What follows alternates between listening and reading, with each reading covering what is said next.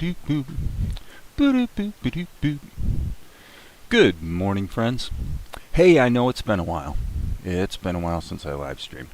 Um, and I apologize for that, but here's the deal. I've got the computer I'm sitting at right now that has 3 monitors and it is used for animation. There's a computer in my office, which is also the recording studio, where the audio gets done. That machine is basically like an old school quad core. Great for doing all kinds of music work. The minute you turn on things like OBS to screen capture and whatnot, you get constant CPU spikes to 100%, blah, blah, blah, blah, blah. So it's not a great environment for what I'm doing here. However, I do have this situation here where I can at least recap, and I've done a lot of scoring from this environment, but I don't prefer it because I have to have headphones on. I don't have my nice studio monitors, blah, blah, blah, blah, blah. So the purpose of this video, this video is all about you guys, really, because I don't expect to get much done. And I'm hanging my hat on something that's true for me, which is that if I can see someone do it and really see what the process is, that's where I really learn. That's how I learn the best. I'm a visual learner. I can find something completely baffling in the instant I see someone do it. Boom, I'm like, oh, I could do that. Maybe you're that way too. If so, this may be helpful to you. You're not really going to see much of the live scoring process. Okay, so if a music person was here and that's what they were looking for, they might be disappointed because this is more of a survey and review of what's already been done. But at one point, we will bump headlong into where I left off. So I'm just going to talk about what I'm doing and how I'm doing it. And if you guys have questions, hey, Chiziapo, I've been doing fine. As I noted, I've been working on the post-production and the score, re-recorded all the voices, got Natalie's voice in there. The audio I'm really happy with. I think it's safe to say, for the most part, everything about episode 3 is a little bit of a notch up from 1 and 2. The more important thing, though, is I'm enjoying the process thoroughly. I'm enjoying the process of scoring probably more than any other film or anything that I've worked on. It's hard to explain why that's true. I think it's just because I feel more comfortable in my own skin and I'm just doing what I do and letting my feelings steer the process. It's not so cerebral. Or concerned about, let's just say, success. Okay, you're getting that looping right there because that track is allowing live audio through. Let me turn those off for a moment. This one's going to have a bunch of reverb. Check. Okay. So, all right. So let's just get started. Again, if you have a question about this process or about music or scoring or any of that, then just ask the question and I'll answer it as best I can. And if not, I'm just going to blitz through here and assume nobody really, you guys are just maybe watching to kind of see what's been going on or whatever. I've taken 2 approaches to the score. Let me close up the dialogue tracks. Okay. So they're basically in like a folder, so I can close up the dialogue tracks. So here you see the orchestra. This would be the digital orchestra, the MIDI orchestra. And then up here, what you're seeing that's picking up my microphone right now is tracks that I'm using for live audio. So it's been a mix of just looking at the video and just feeling what I feel and playing off my keyboard into the computer, which is what all this is. And then at other times, I'm using the digital instruments to create a little bit more thoughtful score. Okay? That's the process. And what do I do when? It just depends. Believe me, it doesn't even depend that much on the requirements of the scene. It really has more to do with what I feel like doing that day. So, okay, so like at the beginning of the show, Vespar's so the intro is done and Vespar's wandering into the woods. So this mishmash of audio, make of it what you will.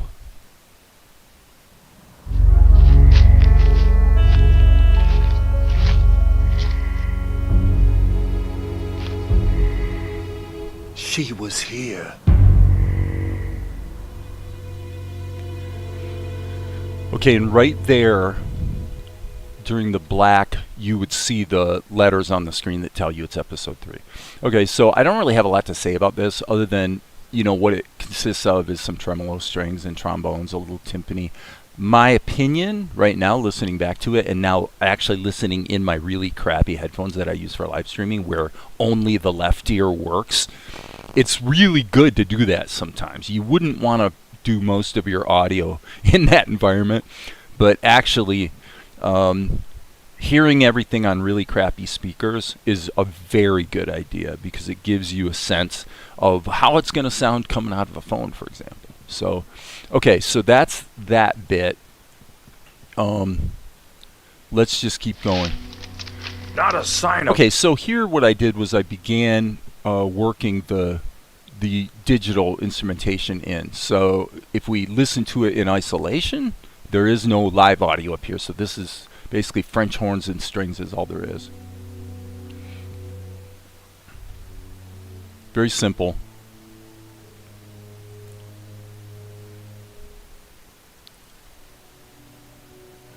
And also pretty subtle once you put the voices in. This near her campsite. What, Your Highness? What campsite? There was a smoldering fire. You couldn't miss it. That blasted kid. I mean, it's possible she came upon the campsite after Luca left. Luca... Okay, so what I'm feeling here jibes with what I was feeling in the studio. Broadly speaking, this envelope here is hard to hear, but this is what I would say at this point. This bit isn't really helping. Let me see. I want to clear the points. Yeah, let's reset those to center. Okay. So let me select these points here. I'm hitting Shift to select all of these. Okay. And honestly, those points could be deleted. So what I'm going to do is hit Alt and just kill all these points. Basically, early in the process, I was feeling out how I wanted to deal with automation, and my sense was that it would be better to use automation to affect the entire score as a whole as opposed to the individual instruments, which can get pretty hairy pretty quick. In fact, if I want to fade an instrument in, which happens a lot, it's almost kind of a lot easier to just do it live. Play the instrument and just twist the volume knob. Okay, so now what I've done here is I'm just taking the automation out because I feel like the score is a little too quiet. If anyone has a comment, if you guys noticed, it just felt to me like it's not quite hot enough to sit around the voices. And if I want it to sit better, like if it's too loud now, right now basically it's at, actually, you know what I'm going to do? I'm just going to remove this envelope completely because I really don't use it anywhere else. And then what I'm going to do, okay, so the orchestra overall is set to -4 dB, but I was going -4 from 0. So actually, let's split the difference, allow it to be slightly louder, and put it at -6 and see how that feels. Okay? I suppose we'll resume the search in the morning. Morning? Seriously, are you trying to help her escape? I feel like it's still She's a little here too somewhere. quiet. I found this near her -4. campsite. What, Your Highness? What campsite? Anybody have There an was a opinion? smoldering What are you hearing fire. on your You speakers? couldn't miss it. Because remember, the other thing we can do is, if we want to make the music listenable, but we don't want it to fight with the voices. One of the ways we accomplish that is by at the EQ stage, we're taking out 1.2 kilohertz. Okay, that's basically the center of voices. And we could do that more aggressively, where you pump it up so you feel it more, but yet you take out more of the mid-range so that the voices have sort of a pocket to sit in. So That blasted kid. I mean, it's possible she came upon the campsite after Luca left. Luca? The gonna orphan, put this Highness. back up to We 0. chased him off that campsite, but there was no sign of the princess. He was acting suspicious, though. Sir, it's Luca. When does he ever not act suspicious? Fair point, I suppose. Highness, you needn't worry. Tianara cannot get far in the forest at night. Okay, so again, in my headphones, it still almost sounds like it's all a little bit too quiet. So that's kind of interesting. Let's keep moving forward here. She's a Okay, spirited stop. Something's... we've got live audio up here as well. are in the forest at night. So this, let me solo that so you can see what...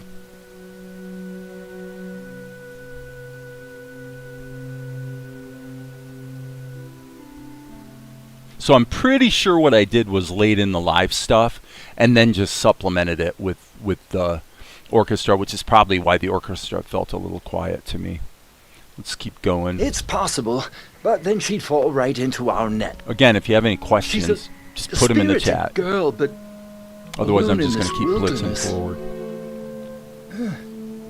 if she is alone, Tianara is from the Northlands. She doesn't have a single friend in Newsy, unless she's found a friend in this orphan Luca. In any event, Your Highness, we will find her. We've got to. So, what's the plan? Okay, so that was just me adding a quick twiddle with my guitar. So let's go. We're into a completely new scene now. So one of the things I needed to do was send all of the voices to a reverb. And what probably the biggest takeaway about the reverb is that the size of the room is fairly small, but notice that the pre-delay is really cranked up. That means that you hear the voice and then you kind of feel the reverb, because the reverb happens a moment later, and it makes it so that you have the nice space in the room, but you don't have the wash of reverberation basically crowding the voices too much. A little bit, but... So, what's the plan? We have a long way to go. A boat. What? Where are we supposed to find a boat?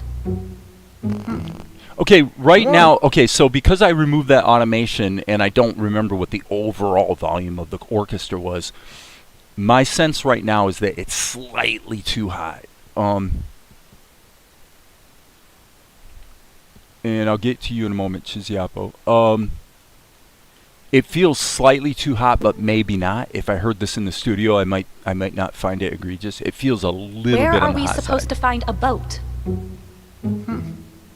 More importantly, The thing that gets me, though, I have to say, I go back and I watch Avatar: The Last Airbender or something, and other cartoons as well, and I'm going, it's like the music is always way louder than I think it will be.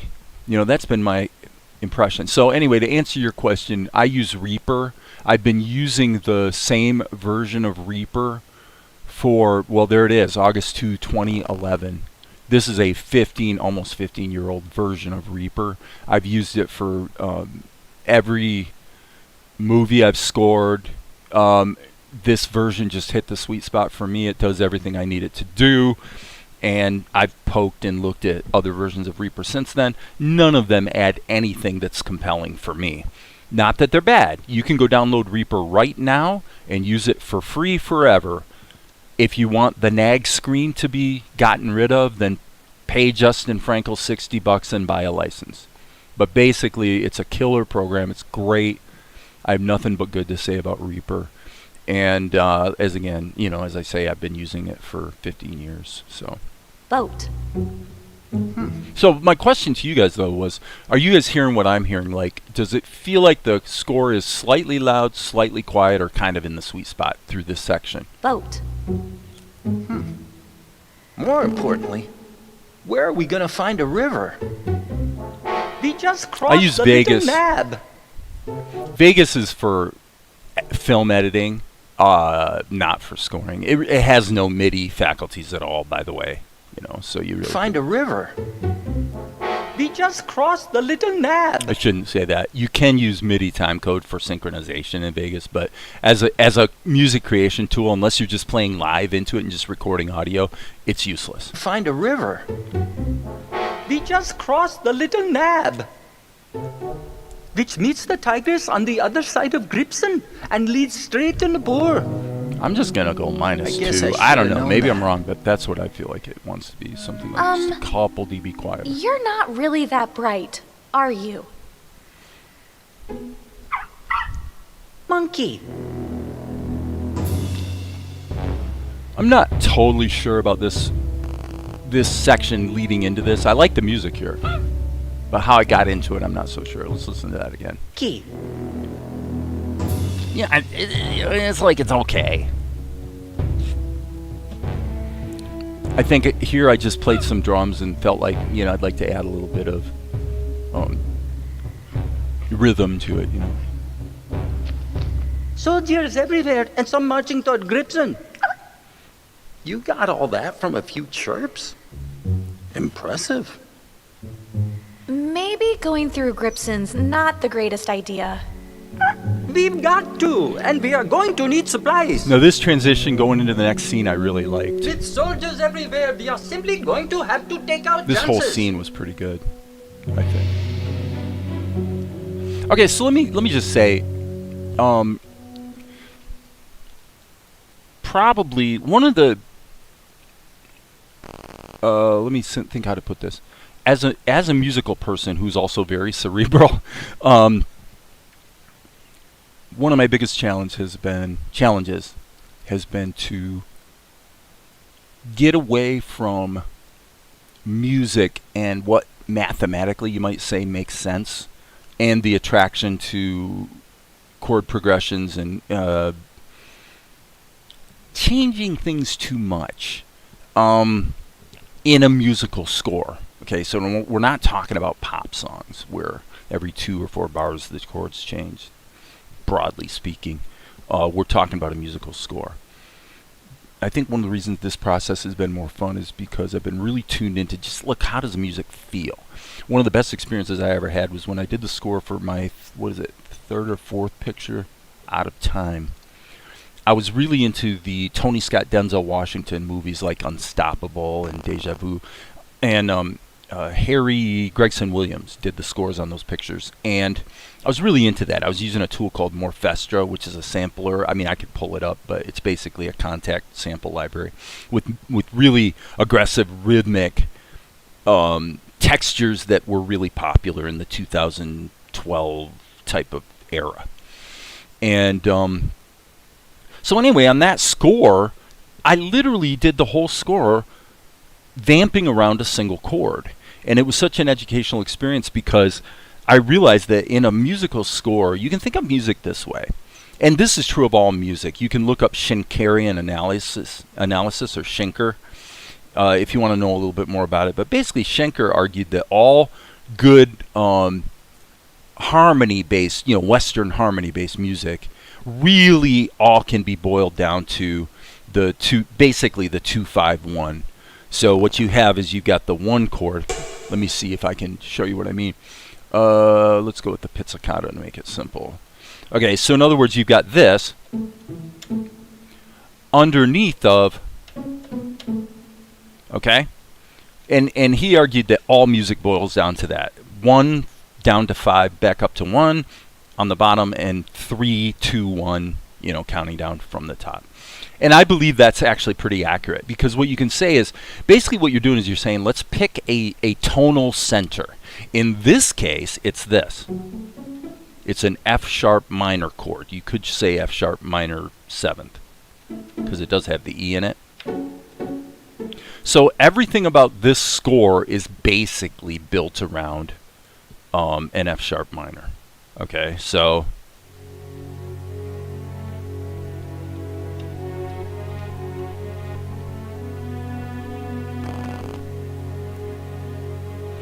all of that was just in the left hand.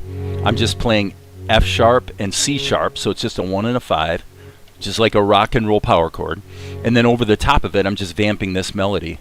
F sharp, G sharp, A, G sharp. I'm just doing what feels good within about a range of 1/5. It is so simple, it's stupid, but yet it sounds good. And then every once in a while, I will change the chord. Once in a while, I'll throw in an A or a B minor or a D.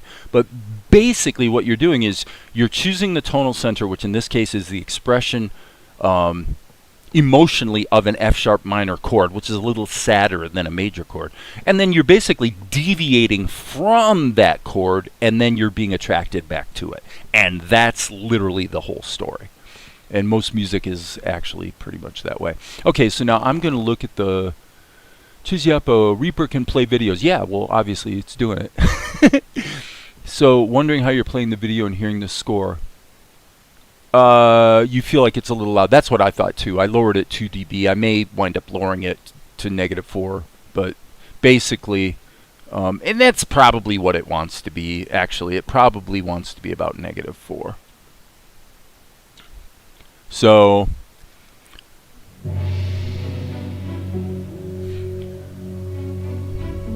oh yeah, the other thing about F sharp minor would be that every once in a while I'm like right there. Okay, so here's F sharp. Well, I'm playing an F there. So I'm stepping out of the key. But that's just because it feels good to do so, you know? And then you get a little bit of that sort of, I don't know, Yiddish or I don't know where the tradition comes from, but it's you hear it in a lot of Jewish music and stuff. Anyway, let's keep rocking. Okay, so this is an interesting and fun scene. So this is a quintessential example of Mickey Mousing. I'm basically looking at what's going on in the dialogue and the attitudes and the jokes or whatever, and I'm trying to punctuate what's going on without being too heavy-handed. Lord Garlic, back so soon. So, how was the wedding? I'm sure it was just marvelous to see the young prince. Enough with your incessant prattle. You know it was a debacle. Wow. Somebody's got their tights in a tizzy. Besides Lady Carliana. But oh sure, I get it. Unload on the help.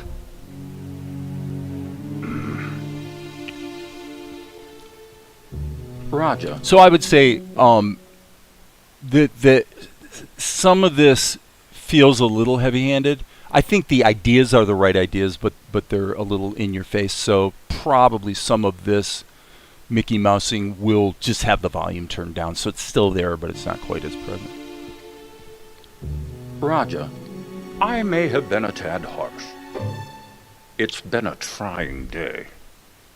So this is all live up here, live dear music Raja, I play. what did you mean by that last remark? Well, it's none of my The balance business feels what good goes to on. me right now. So if you guys disagree, let me know. Raja, Lord Garlic. speak frankly. This part I love. What did her ladyship say?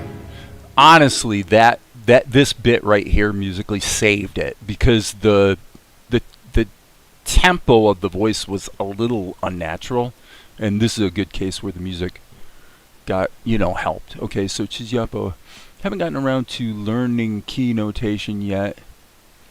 So like the minor sevenths and whatnot go in one ear and out the other. Okay, I love how I both understand and don't understand what you're talking about. How did you learn music? Totally self-taught. With numbering or key notations, started learning it with music. Okay, I think the important thing, let me say this. Okay, if you want to delve around in music, if you want to play in music, number one, get an instrument. Okay, so that's step one. The most important thing of all about all music is not the music. Okay, so don't make the mistake I made, which is to get too fixated on chords and melody. Of course they're important, but there's only, as Mike Post has said many times, there's only 12 notes. There are only 12 notes. And if you think about normal diatonic context, there's really only 7. Now you can creatively deviate from the 7, as I explained about adding the major 7th chord in a scale that would have a whole step 7th, a dominant 7th instead. If you don't know what I'm talking about, it doesn't matter. It's the difference between this. Let me change that instrument. Let me just go to the strings. Okay, that deviated from the key. That did not deviate from the key. So it's the difference between this note, going up to the F sharp. If you play, and the dissonance in, if you think about the Romantic period of music, so 1850 to 1950, let's say, and you saw similar trends in both classical music and jazz. Jazz became more dissonant. In fact, the more dissonant it became in the era of, say, you're getting out of John Coltrane or so, less you're young, and you're getting into Charlie Parker, you're getting into Dizzy Gillespie. That's where jazz started to lose most of its audience, because the level of dissonance was sufficiently dissonant that people couldn't grab it. They couldn't relate to it like they could a cheeseball pop song. And it actually helped pave the way, probably, for the advent of rock and roll, which is basically 3 chords, and you're good. So the same thing happened, though, in classical music, where there was more experimentation. I would say the last real, this is really broad brush, but you can think of the last classicist as being the Beethoven era, going from the 1700s into the 1800s. There was a lot of experimentation going on. You had your Wagners, you had your Richard Strausses, going into the late 1800s, where there was a lot of experimentation with harmony. That led pretty naturally to the early 1900s, which was basically a battle between Stravinsky and, oh darn, I'm having a brain fart, what's his name, Mr. Atonal. I'm going to skip it for now because it doesn't matter. But what bridged the gap, you might say, between those two schools was like Debussy with his nocturnes, that type of thing, where you've got a lot of dissonance going on. So let's say this is a very clean F sharp minor chord. Okay, great. By the way, my keyboard only has 2 octaves, this little keyboard I have plugged into this machine, so I can only go so far in terms of range. But let's just say we start playing around with it. Just change one note. Okay, so what I did was I took the 3 and dropped it to a 2, and that's more dissonant, less harmonious than that. But if I add the 4, which is a whole step above the 3,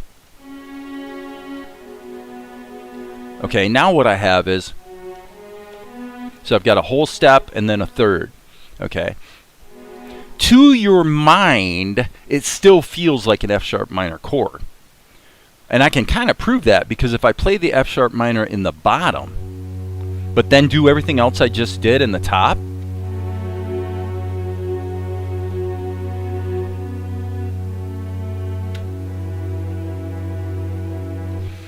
as you can see, the attraction or the gravity of the music wants to come back to this.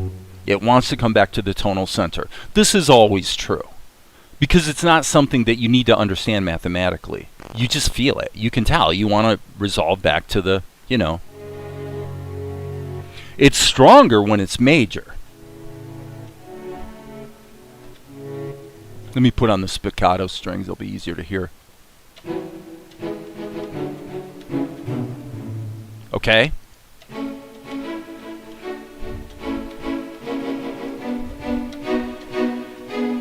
And so if you want to play around with music, it's good to know your basic. What am I trying to say? You are never going to become a good musician by learning scales, and really by learning musical notation.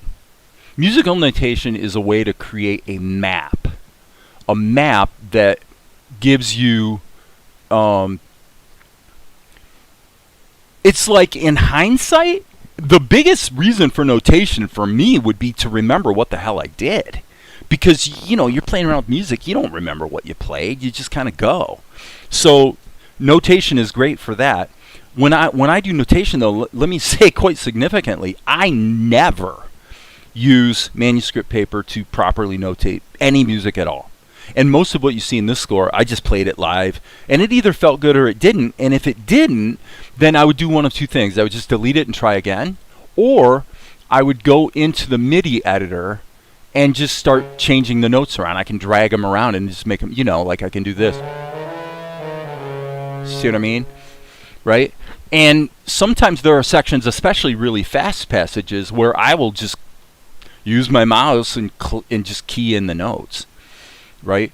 So what I'm saying to summarize for Chisyapo is that the most important thing by far in music is rhythm. Because if you're playing in a band or an orchestra, if you hit a wrong note, this is why I said everything I said about the Romantic period and all that. If I hit a wrong note, this technically is a wrong note. Technically it's a wrong note. But in practice it feels good. And the reason it feels good is because it's pulling me back to this. Okay? These are just emotional things, and it's the way our bodies resonate with harmony. It just is what it is. And so, you can play a wrong note, no one will notice. They will feel like, oh, that was almost like a creative choice.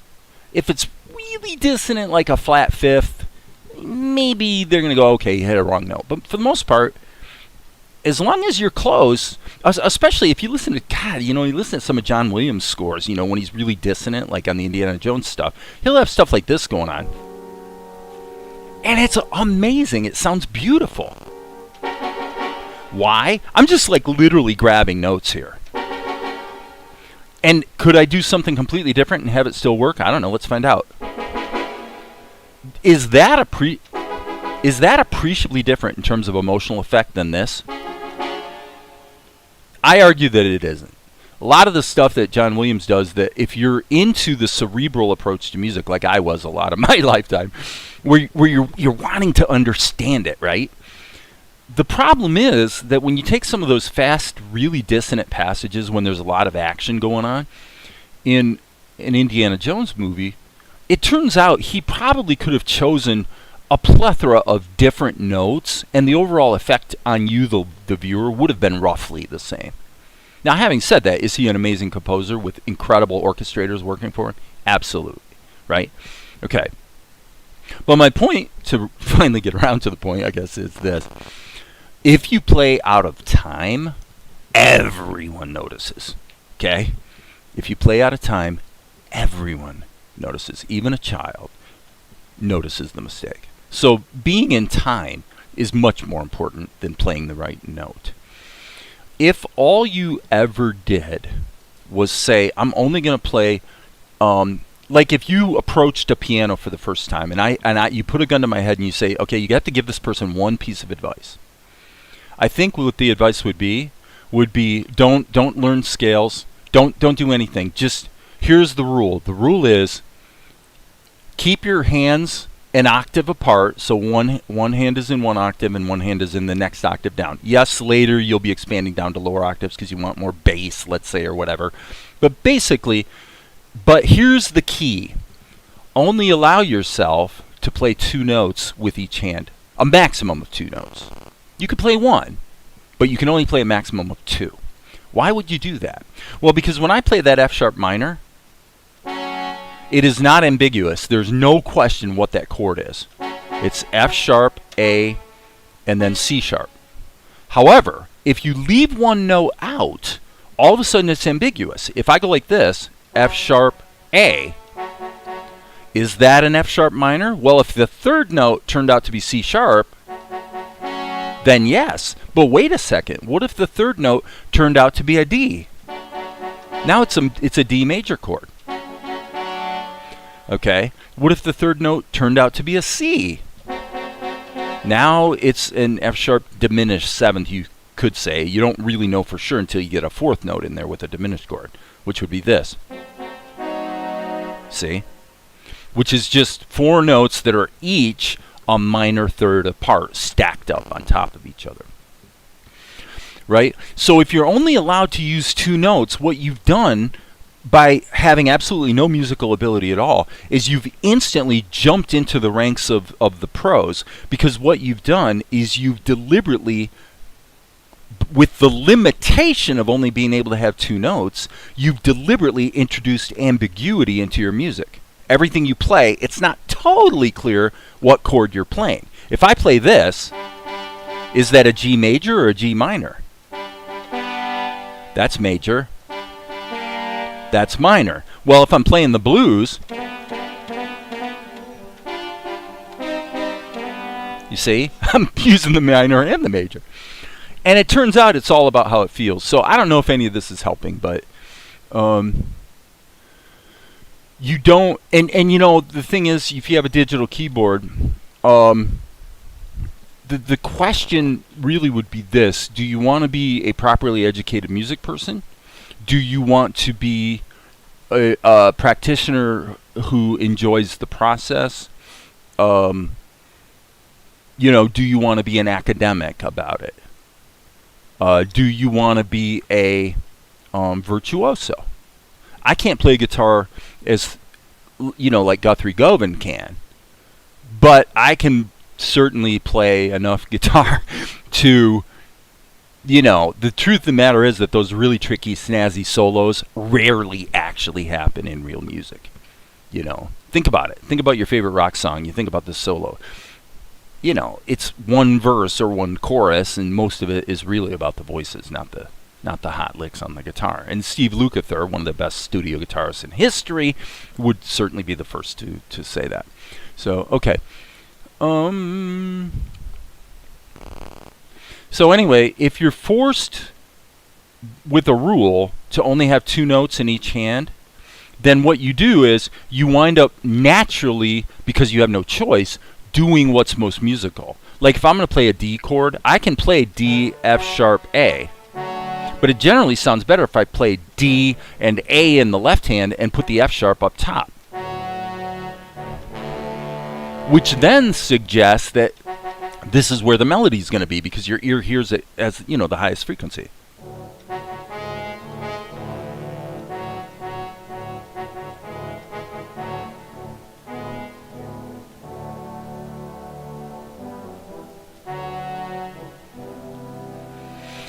Okay, I got a little carried away. All right, let's keep going. Ships say. The usual. My daughter this and go I like love this that. part. Everything was too rushed and careless, and now my beloved Tianara is missing. Gone forever. You get the idea. So this was just a lark on my part. I literally had no idea what to do here, and I thought, well, what if it builds up to a big sort of crescendo while he's pissing and moaning, and then drops to complete silence? I thought that would be kind of funny. Let's take the voices out. You'll see what I mean. I even put this cheeseball tinkly piano in there, which I think sounds way too loud, honestly. Let me do that again. It's still too loud. Yeah, that's okay. Okay, put the voice back in. Tianara is missing. Gone forever. You get the idea. Yes. Yeah, see, for me, the contrast between that massive crescendo and the subtle little clarinet figure there, for me, that's what made it work, is the contrast from big to small, and then just back to go like a little bit of Mickey Mousing thing. What I'm curious about So let's is, keep going. what did her ladyship say about me? What time is it? 11:07. Yeah? Guess we've been going for 40 minutes. Right. Well, nothing much. Just something about... Okay, so now I gotta be honest on this one. I'm not so sure. This might be music that gets replaced. This was towards the end of the session, I believe 2 days ago, and I'm like, I have no idea what to do. I'm getting tired. It's near the end of the session. I'm just gonna turn on some stuff on the keyboard, play it live, and see what happens. Just feel it. Did it work? I mean, you know, it kind of worked. I think it worked. It's not bad enough that I've been motivated to change it yet, so that's... Yes, but what I'm curious Something. about is, what did her ladyship say about me? Okay, so the other thing... Okay, so if you're a newbie to music, this is what I would also tell you. Limiting I said, like on a piano, limit each hand to 2 notes because it forces you, sort of against your will, to by default do the things that are actually the most musical. Okay? If you play around with it, you'll see what I mean. If you want to keep it real simple, you do 2 notes in the left hand and you play your melody basically monophonically, just 1 note in the right hand, right? Which would be this. Sorry, I need an instrument. Let's do some trombones.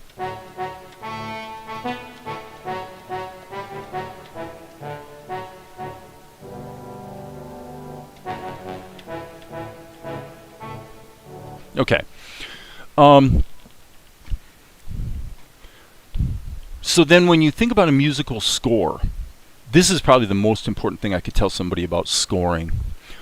Forget about chords and notes, because any choice you make will work. You can make any melodic idea work by harmonizing it, by adding the support, but it's the support that makes it work. Well, what is the support? Is the support music? Well, yeah, it's kind of music because you have to choose the instruments. But what's really going on here in terms of what the audience perceives? Think of music not as notes and chords, but think of music as planes of tone. There's this plane of tone way down here. Okay, that's one plane of tone. You can think of this way up here as, sort of a high mid-rangey plane of tone. I'm doing that on a trombone, that's why it sounds so bitey.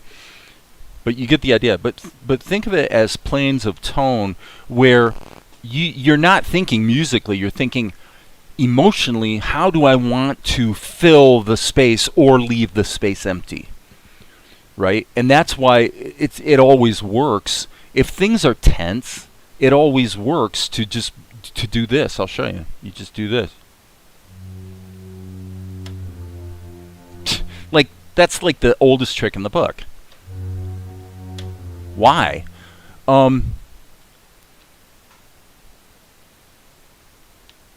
Okay, I'm going to get to your question here, All X. Yes, actually, let me just say it this way. Okay, all music is actually the same. Let me think about how I want to approach this. Let me finish the prior thought. If you think about music as planes of tone, then what you're thinking about is that you would never describe it in musical terms. You'd say, I want to hear this. I want to hear a rumble. Or I want to hear something tinkly up on the top. You would use descriptions that have to do with texture and color. That's perfectly right, because that is what the subjective experience of the audience is. And then all you do is you're just picking instruments, both instruments and ranges, that accomplish what you're feeling. It's always better to feel it first. Don't think that a musical idea is going to save a bad arrangement. The opposite is not true.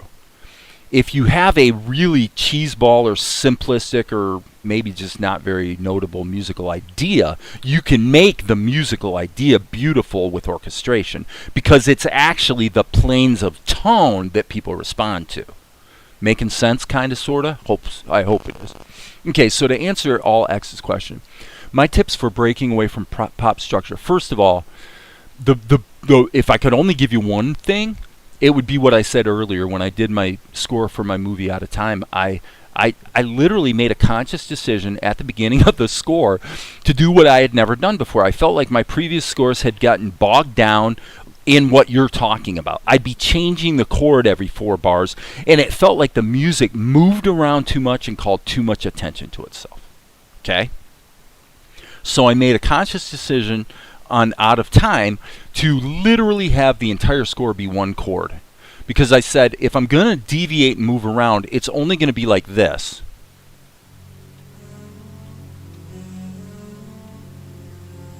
Okay?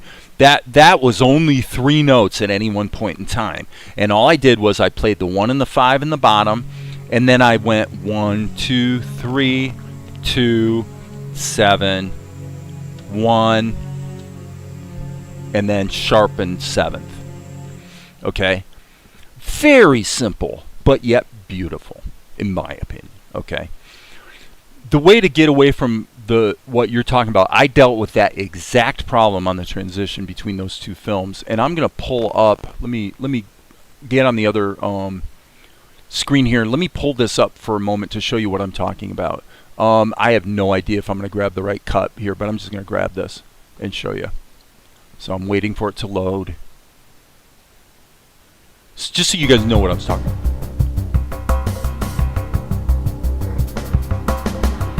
You get the idea. Okay, so that bit's called Nail Biter. So through the whole score, you had the undercurrent of a single note. In this case, in the case of Salt and Light, the note would be F sharp, because that's the key center. Okay? So the answer to your question is just don't change chords. Change the notes on the top that are causing you to deviate from the chord and produce dissonance. So like, for example, here's F sharp and C sharp like I've been playing. What happens when on the top I add the dominant 7th, which is the appropriate 7th for a minor key, obviously, and I add the 2, and I add the 4? What does it want to do? What I'm doing, in effect, is I'm playing an E chord on top and an F sharp minor without the 3rd on the bottom. What's it want to do? It wants to return to here. Why? Because low notes carry more weight. So then you deviate on the top to give color and texture, but your actual tonal center doesn't actually change that often. Now, there are times when it should. I'll show you. Right there. That change from the F sharp down 2 steps, diatonically speaking, down to the D has a very definite emotional signature that everyone understands. And why is that? Well, frankly, nothing changed except the low note. So it's the low notes that are telling you where you are musically. It's the high notes that are telling you how it feels, basically. Not exactly, but, as a general rule. So the tip for breaking away from the pop structure is just don't follow it. Recognize that your musical score music is, in fact, following the same structure. It'd be just like if you took your pop song and stretched it to 8 times its length, so everything happens really slowly. That's probably going to be a lot closer to what you'd find in a score. It's the same type of music. It's the same ideas that make it work or not work. It's just tends to be slower, and the whole reason is, and I'm not, obviously that's not true in action scenes, but I'm just saying, as a general rule, my experience with 8 movies and now the 3rd episode of this cartoon I'm working on, my experience is that the thing that will make a musical score jump out and fight with the picture and call attention to itself in an inappropriate way more than anything else, by far, is changing chords too often. Don't change chords. Stay on your tonal center and just play around it. Okay, I hope that helps. Okay, let's keep going. Yes, but... Now, actually, and that figure is really interesting because that has nothing to do with the key that the song's in, basically. Okay, so what is that note? Let me look at what note that is. So that is a C sharp. So admittedly, C sharp is in the the key of F sharp minor, but the first note was a G. So here's F sharp. I started with this note. So all I wanted to do was I want something that literally feels out of place. And I knew it was going to be brief, it's going to be followed by some silence, and it was preceded with some silence. That means that the audience doesn't have a lot of musical context to draw from. So basically I knew it would work. You get or at least the I thought idea. it would. Yes. What you're but doing what with I'm electronic curious music and about what I'm is doing here with what did orchestral her music ladyship say is about no different. me? We're doing the same thing. Yeah? All the same rules apply. And if you analyze your music and you take, if you take your, well, I mean, it's like this. Let me grab another cut from that show. I think I might have been using, I think it was G minor in this show. Okay, so this probably has more in common with your music, all X, right? Because it's rhythmic, it's textural, it's not really melodic so much. There's a lot of sound effects. And it's just literally all feeling. Now this is a great exercise. It's a really good exercise for the neophyte that's trying to learn to get comfortable with their own musical voice. Because if you only deal with rhythm and you're basically fading ideas in and out, what you learn is that, oh my God, with just these simple ideas, doing what I feel, it feels good. It actually feels good. And if it doesn't, be specific about why. You can hear this texture, and believe me, I've done it wrong a million times. You notice how, by the way, most of the textures are very dark, like there's a low-pass filter over top of them covering up all the high-frequency stuff. That's because that makes the music stay the hell out of the way of the voices. It just feels better, especially in context. But I had a terrible tendency for years to try to make music always full bandwidth and to take up all the available space, which is almost always the worst thing you can do. The whole thing about music is you're making room for air, and you're also making room for other stuff like the voices or have you noticed that if you hear a pop song on the radio, it comes in with a really let's say a distinct riff or lick that you immediately recognize the song. But wait a second. Do you notice that the minute the guy starts singing, or girl obviously, that all of that action disappears completely and you basically have the rhythm section going on? Well, that's because you got to get out of the way. Get out of the way. Let them have their moment, right?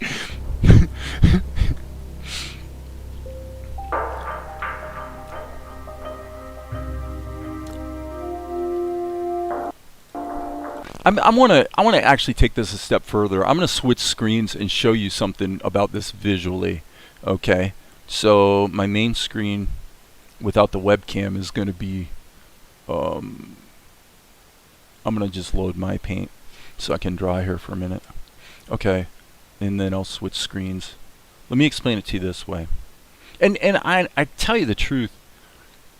The reason this is so important to me because I have made so many mistakes, and it's been a long trip learning it.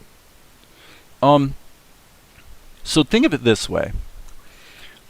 When you choose a key center, it doesn't matter what it is. It can be A, it can be D, it can be F sharp. It doesn't matter. It can be major, it can be minor. The only thing I'm gonna assume about the viewer is that you understand a basic major scale. Do, re, mi, fa, sol, la, ti, do. And you probably also understand how that relates to a minor scale. All it is a pattern of half notes and whole notes, after all. So here's what I'm saying. What is music? If you think of it visually, okay, maybe that's a low frequency note, and maybe in a given measure that only happens once, let's say. And then all you're doing is just saying, well, how do I introduce some variety? Well, let's have two of those here, another space here, and then you think about those planes of tone. The thing about it is, and this you're going to find this is true in every aspect of life, is all of your creativity and frankly at the end of the day all of your fun comes from the stuff that you're cursing, which is what? Your limitations. Your limitations, when they say that necessity is the mother of invention, they are not wrong. That is absolutely true. And you see it over and over. I've used this example before. I think it's really an important one to remember. At the time that Stan Lee and Jack Kirby were creating a media megalith which now has completely taken over the entire Hollywood film industry, they did not know that they were making history. They didn't know. All they knew was, I've got to get 7 books out this week, which means I've got to write or draw them really fast. What is the wackiest, craziest, batshit nut kind of thing I can come up with? Okay, let's have this dude get exposed to some radioactive stuff, and now he turns green and he's like the strongest man in the world monster. That was what was really going on at that time. They had no idea they were creating history. But then what happened was the books started to sell. And they said, well, okay, let's do more of that. That's all it is. That's all it is. You cannot manufacture it. You cannot make it happen. And a lot of times the culture will try to make it happen, and it's kind of misguided, which I could get into comments about the current state of AI about that. There's things that are very good about it, but there's things that are very bad about it. Not about the threat of it. That's a whole nother discussion that I think is mostly grounded in nonsense from people who don't know what they're talking about. But the bottom line is that the culture is trying to push this because there's people that stand to make a lot of profit if you buy in and lock in to a given platform or whatever. It's perfectly understandable they would do that. But anyway, what am I talking about limitations? What I'm saying was with limitations, let's just say you make a decision before you start creating the music. And the decision you make is, I'm only going to allow myself 3 planes of tone, period. That's it. That's the rule. Now, this plane of tone can encompass 2 octaves so that if I want really deep sub bass, I can have it. This would be the mid-range. Let's call it an octave or 2. And then this would be the high range. And then you go, well, what are we going to do visually? What does the person feel? Well, they might feel a jink, jink, jink, jink, jink, jink, jink, jink, jink, and a little spike. Maybe that visually sort of describes what they're going to feel. And then you go, well, if that happens over top of this, then if it happens again, but this isn't there, then all of a sudden you've got this air that makes this jump out, and now the audience begins to identify with and feel this, assuming it's, a relatively pleasing figure. And then up here I've got right? Maybe it's an ostinato figure. The point is that if you buy into this, that all music can be reduced to these sort of structures, you're going to agree that what this ostinato is specifically in terms of the notes you choose, it couldn't possibly matter less, right? Is it going to be, is it going to be something like that? Or is it going to be,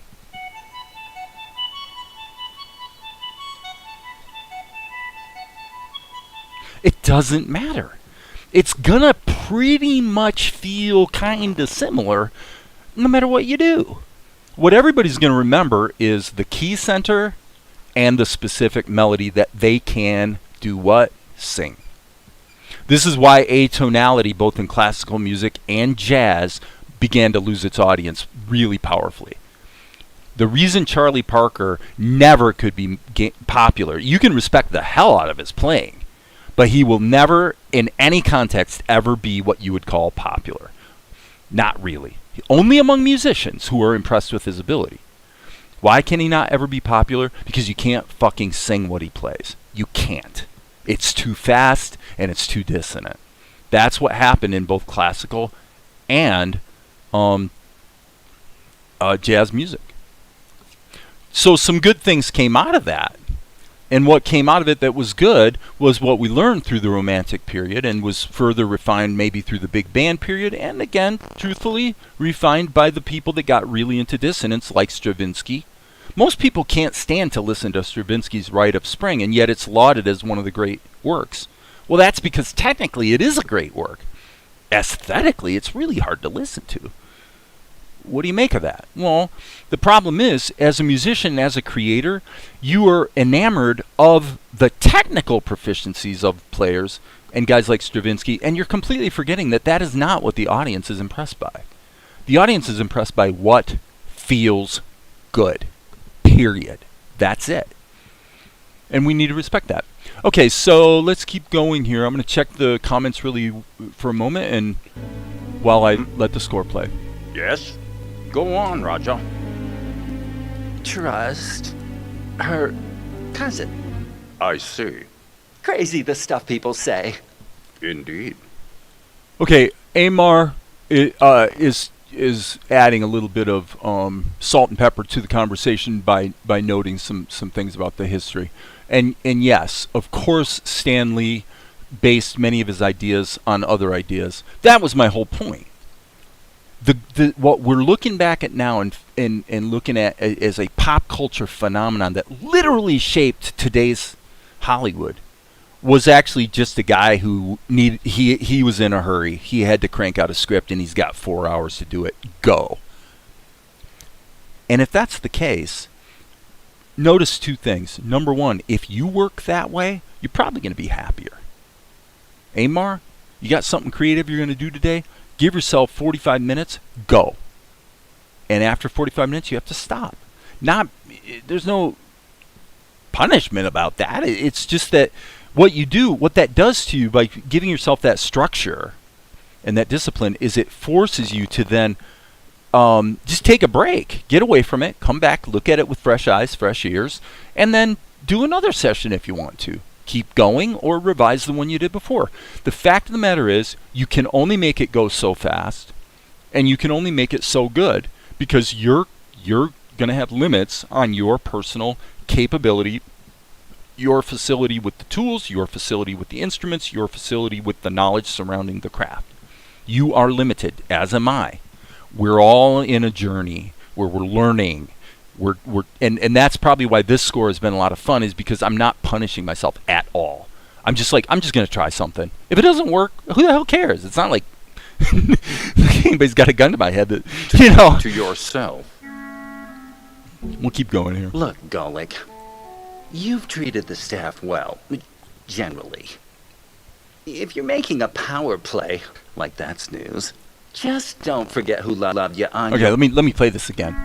I really like this. Now, Look, Golic, looks like there's a lot of music treated the there. staff well, generally. So we'll see if I like it. I don't know. If you're making a power play, Oh, it's like that's okay, I news, know what happened here. Just don't forget who loved you on your way Watch up. this. Meanwhile, mum's the word. KK. Point taken.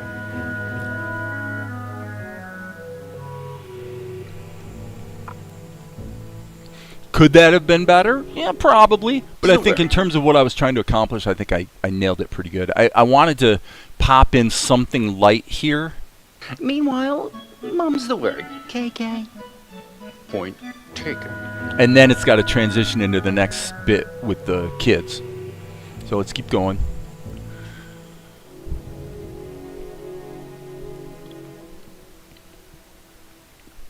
It's freezing. You'll get used to it.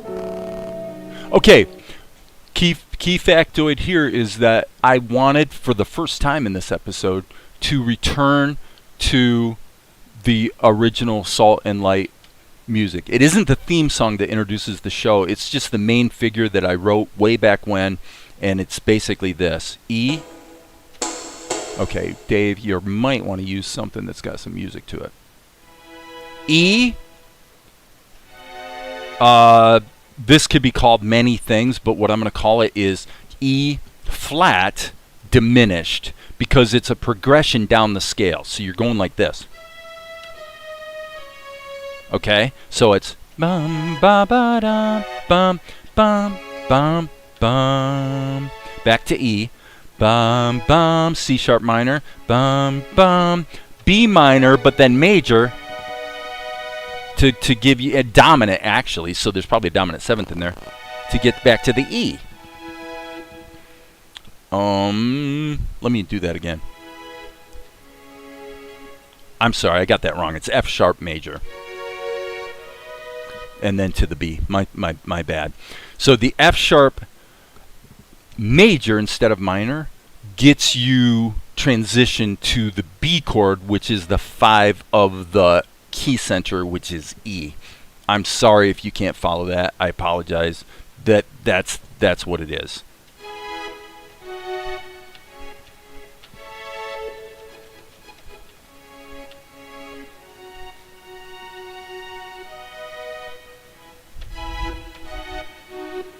And then D minor 7th. And what that does kind of weirdly is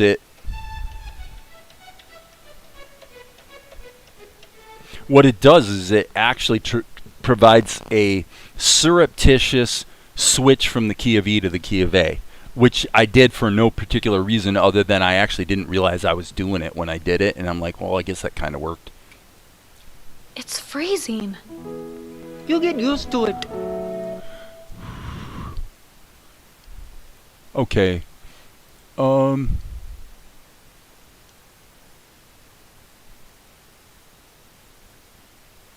I'm looking at Amar's comments. Let me keep this playing. Freezing. You'll get used to it. Why don't we make a fire? I guess we could. Too risky. There still may be soldiers about. I guess you have a point.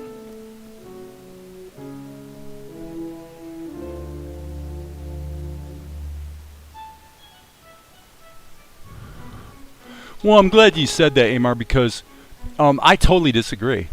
I actually think Stevie Wonder, definitely talented guy, love his harmonica playing, obviously very competent on a keyboard. But beyond that, I mean, I've listened to all his albums just like a month ago. I'm like, I'm not kind of, because you hear all these people who don't know anything about music talk about how Stevie Wonder's such a genius. Well, if you know anything about music, you go, yeah, I mean, he's a competent musician.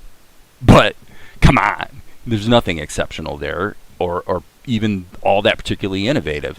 It's okay, it's pretty good, and I'm not knocking it, but genius? I don't think so. In fact, and I will say emphatically, just as someone who isn't musical, I will guarantee you the number one thing that makes Stevie Wonder's music attractive to people is that he's a good singer. They listen to the song, the voice. That's it. Everything else is just window dressing, and I don't know. It's sort of self-important nonsense as far as I can see. Yeah, Stevie Wonder's definitely great, as far as, musicians go, but so are billions of other people, black, white, purple, and green. Who is this monachum exactly? Mm-hmm.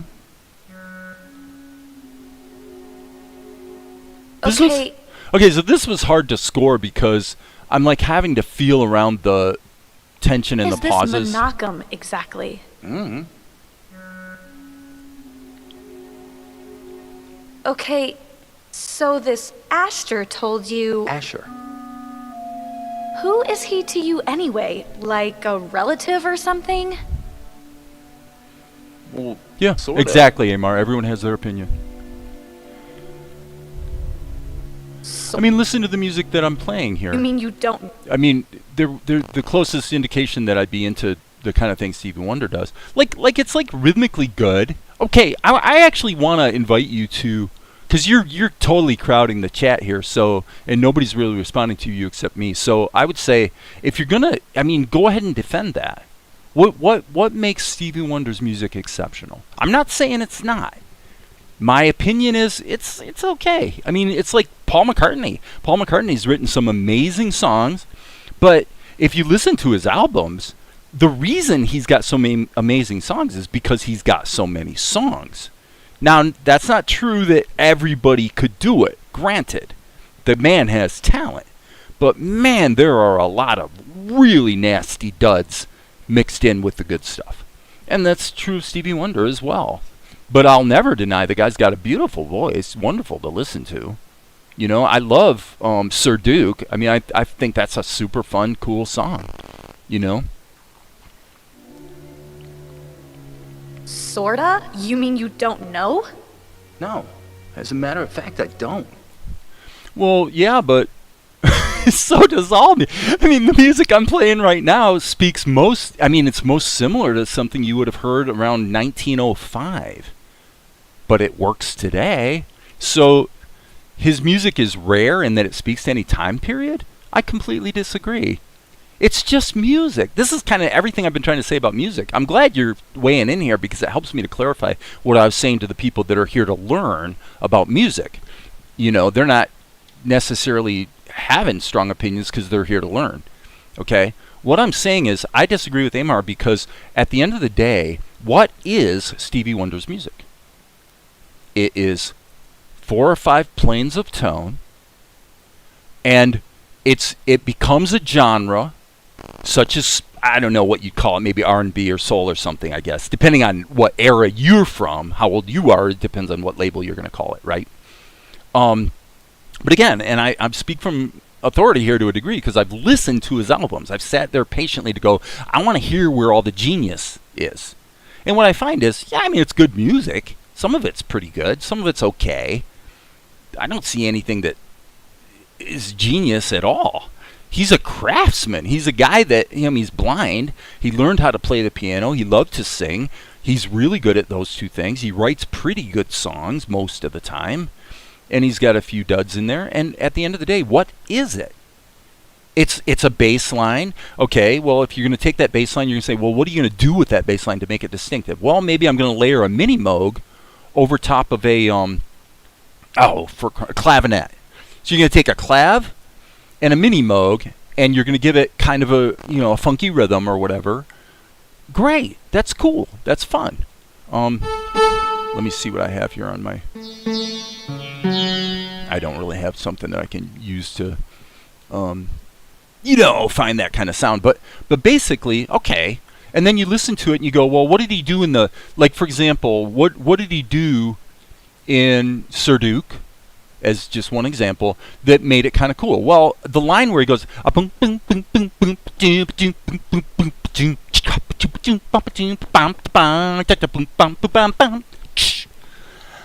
make them feel it all over. Can't really sing right now, but I don't even know if that's the right lyric.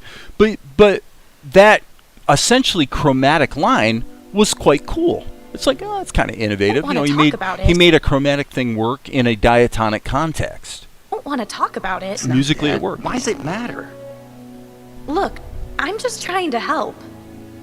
Well, it's not. And that's the important thing. Does it work or does it not work? Right here, I'm just looking for pensive, really. Just pensive, Look, a little uncertain. I just don't remember much from when I was small. I don't even know why I live with Asher. I have no idea where I come from either. Well, don't you wonder? I survive. I agree with Amar on that point. I don't actually know what Stevie Wonder's bandwidth was on instrumentation. I've never seen a video of him playing drums or guitar, let's say.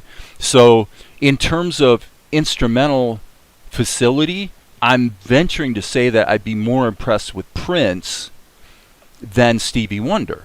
Yet, if I had to pick one or the other to listen to, I would pick Stevie Wonder. Mainly because, for me, the early Prince stuff, like, I Want to Be Your Lover, to me, when he was doing all the falsetto stuff, before he became super famous, before Purple Rain, I really liked what he was doing in the funk domain. Once he got into pop, the guy is an amazing, I shouldn't say amazing. He's a very, very, very decent guitar player. Clearly really good on all the other instruments as well. So I respect that. But the same could be said of Aldo Nova. Life is just a fantasy. Can you live this fantasy? Well, what the hell made that so special? It was a cool song. But to me, what made it special was Aldo played everything. The same could probably be said of Tom Scholz, with Boston, for the most part. Wonder? I survive. I improvise, and I try to make It's a good discussion, though. It's interesting. I think it's good to think about this stuff because the whole point of analyzing a score is to say that we're trying to understand basically why it either works or doesn't work. And most of that is not stated in musical terms. It's stated in terms of feeling. How something, does it feel boomy? Does it feel tinkly? This feels warm. I'm right? gonna try to get some sleep. It's warm. It's appropriate. Why is Asher so threatened? Why go to Nippur? Who's Menachem? It's a little. That about sums it up. This is a little strong, in my opinion. You try to get some sleep. I will stand Little watch hot. first. I'm going to go in and look at that. Okay, that's a lot of activity going on right there. Is Asher so threatened? Why go to Nippur? Okay, I'm going to pump the low up a little bit. It's like I want to hear a little bit more of that. And then whoops, that's not what I wanted to do. Let's take the right mouse. And I'm going to say all this stuff, which is kind of demanding attention. You notice the level on this one's a little hot. Let's just soften all of those by turning their velocity down a bit. And see if that feels better. Once he starts talking, I'm kind of wanting it to get out of the way a little bit. Why is Asher so threatened? Why go to Nippur? Who's Menachem? Right there, right there. Ah. Who's Menachem? Ah. I don't even think, it's not even in the strings, it's the French horn coming in. That's the problem. Okay, let's grab it. Did you hear that? I'm hearing... Menachem. Boom, right there. That feels too strong to me. Let's just pump the velocity of that note down a bit. Malcolm, Much better. that about sums it up. Okay, somebody else weigh in and either argue with Amar in a friendly way, or back him up, because he's totally taking over the like, we're all here to hear Amar's opinion today. Not trying to beat up on you, Amar, but dude, we're going a little over the top here. How many people do you know that can play multiple instruments simultaneously and write music that speak to multiple time periods? Yeah, me. Who's written successfully for many artists successfully? Well, I mean, I'll give Prince credit for that. I'll give obviously Max Martin, obviously Diane Warren, obviously. I mean, we could go down quite a lengthy list. Jeff Lynne, three best pop songwriters in history probably would be, certainly in the top ranks, would be Jeff Lynne, Diane Warren, and Max Martin. Max Martin wrote tons of stuff for, your Katy Perry's and your Britney Spears. The Backstreet Boys Millennium album largely due to Max Martin's contributions as a songwriter. Diane Warren has written more successful top pop songs for other artists than anyone else in history, although Max Martin may be encroaching on that record. Jeff Lynne, like all through the 90s and stuff, every hit that Tom Petty had was written by Jeff Lynne. Running Down the Dream, blah, blah, blah. Free Falling. Why? Well, Jeff Lynne, because the Electric Light Orchestra kind of ran its course. ELO sounds passé now, today. If you listen to it, it's very 1970s and 80s. However, if you get an old ELO album like Discovery and listen to it, you'll notice that every single song is a very well-crafted, easy-to-listen-to song. That is really rare. There are no throwaways on an ELO album. And in that sense, I put him in the same ranks as the Beatles, which, by the way, might kind of give us a clue to why every single one of the surviving Beatles turned to Who to produce their stuff when they were kind of looking to revive their careers. Later on, when they weren't writing as many hit songs, who did they turn to as producer? Because, George Harrison did it, and then McCartney did it. Who'd they turn to? Jeff Lynne. That's who. Jeff Lynne from ELO. So, clue you in about what's going on there. Okay. It's hard to deny we're comparing many artists of the same ilk to Stevie. Well, again, I consider Stevie. I mean, Stevie collaborated with McCartney. Yeah, you tried to get some sleep. It is Ebony and Ivory. It's cool. Sounds good. All right. It's all right.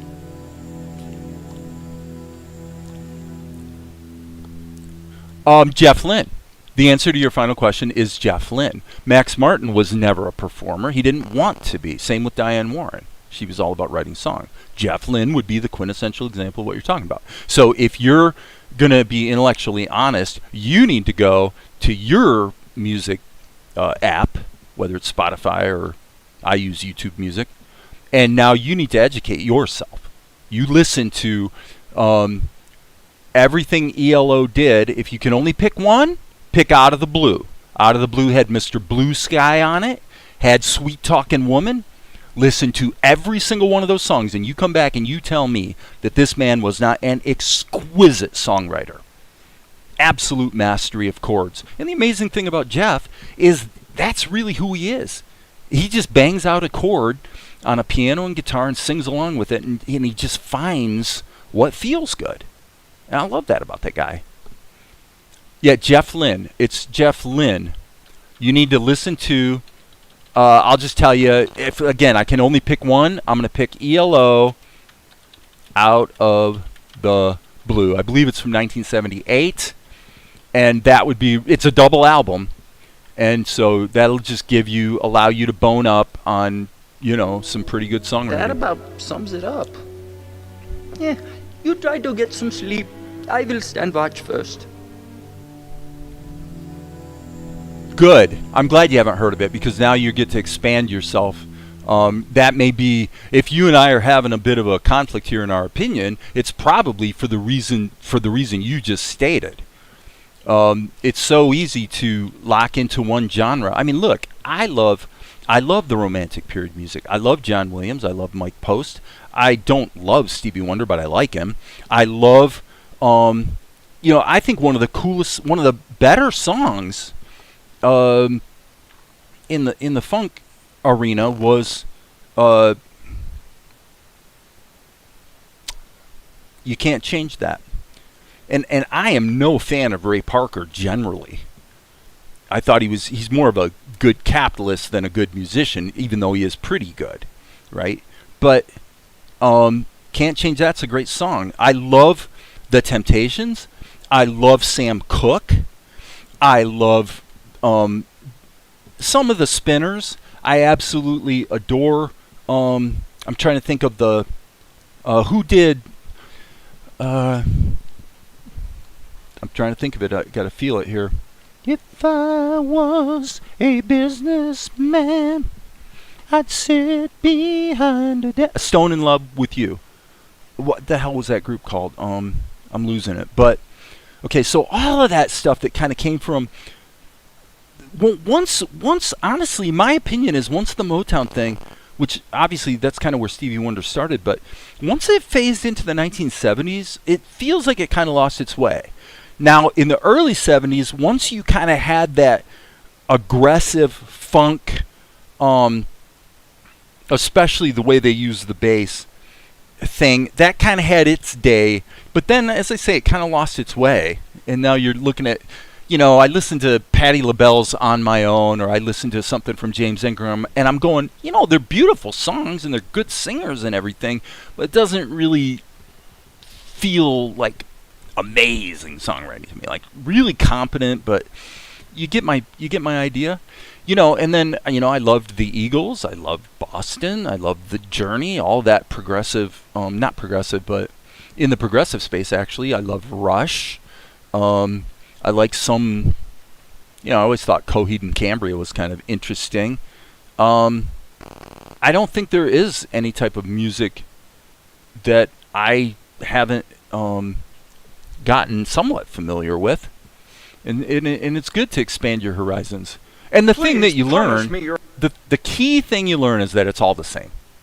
It's all the same. Please punish me, Your Highness. I should have stood watch, and this never would have happened.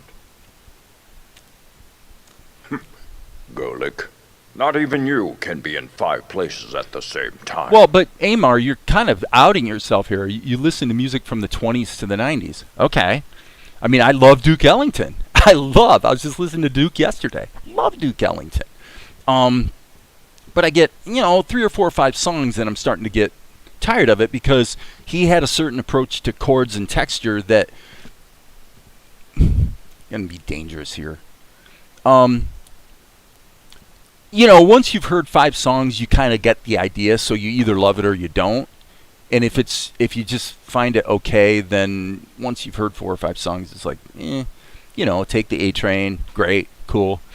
But if you get into something like what did he call it, Fantasia in Blue or something like that, I can't remember the names, but where it's like, you can tell it's musically sophisticated, but it doesn't actually grab you. Never would have happened. Little regard for the interests of her benefactors. No matter. Vespar needs experience. Trouble. To keep him out of trouble, you might say. Just going down the scale, one note. I wasn't going to say simple, it, Your Highness. Simple. You wouldn't, but you were thinking it. You know me all too well, my liege. Well, tomorrow is another day. I brought a tonic to help you sleep. Thank you, good Golek.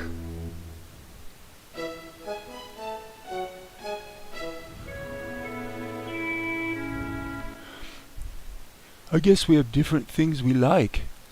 Well, okay. Okay, Amar. Duh. Of course we have different things we like. What would you expect, dude? This is like a surreptitious way of saying, but my opinion is better than yours, and I know more. It's like, dude, go quit talking and go listen. Okay, so getting into this scene again, I wanted to return to Good the Golek. main theme of the show. So, hence.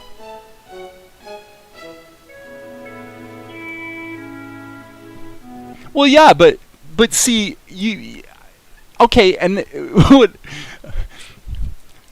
you're at the point where you're kind of wrecking my live stream, probably, because to the degree that people want to pay attention to me, reviewing this score, you're over here telling the whole world how, you're If you don't want to... you're you're very highfalutin. Opinions about music are so freaking important. Dude, I kind of feel like, dude, we don't really care, I mean, you go create some music. You do what I'm doing, man. You go create some music, and then you go and fucking talk about it nonstop, okay? It's like, Look, your opinion is just not that valuable when you're speaking from ignorance. Yeah, ELO, I probably won't like that because I've never listened to it, and I'm sure that I'll just find that it's just like all this other stuff that's just nowhere near as good as Stevie Wonder. It's like, dude, wake the hell up. Look, and educate I just yourself. don't remember much from when I was small. I don't even know why I live with that. Because I gotta tell you that George Harrison and Paul McCartney had a different fucking opinion. They had a real different opinion, because when they were desperate to sort of revive their careers, who the hell did they turn to? They turned to Jeff Lynne. They didn't turn to you. And they sure as hell didn't turn to me. They turned to Jeff Lynne. So obviously, for all your wonderful opinions, he obviously is way, way, way the hell more accomplished than you are. So learn from it. We're not interested in your opinion about it. You already stated your opinion. Fine. And thank you, Alex. You're correct. ELO is great. Is it modern sounding? No. Does it perhaps in a way suffer a bit from the fact that Jeff Lynne layered 6 or 8 tracks of his own voice for all the harmonies, other than Bev Bevan obviously being the really low voice, slow down, right? That was Bev, I'm pretty sure.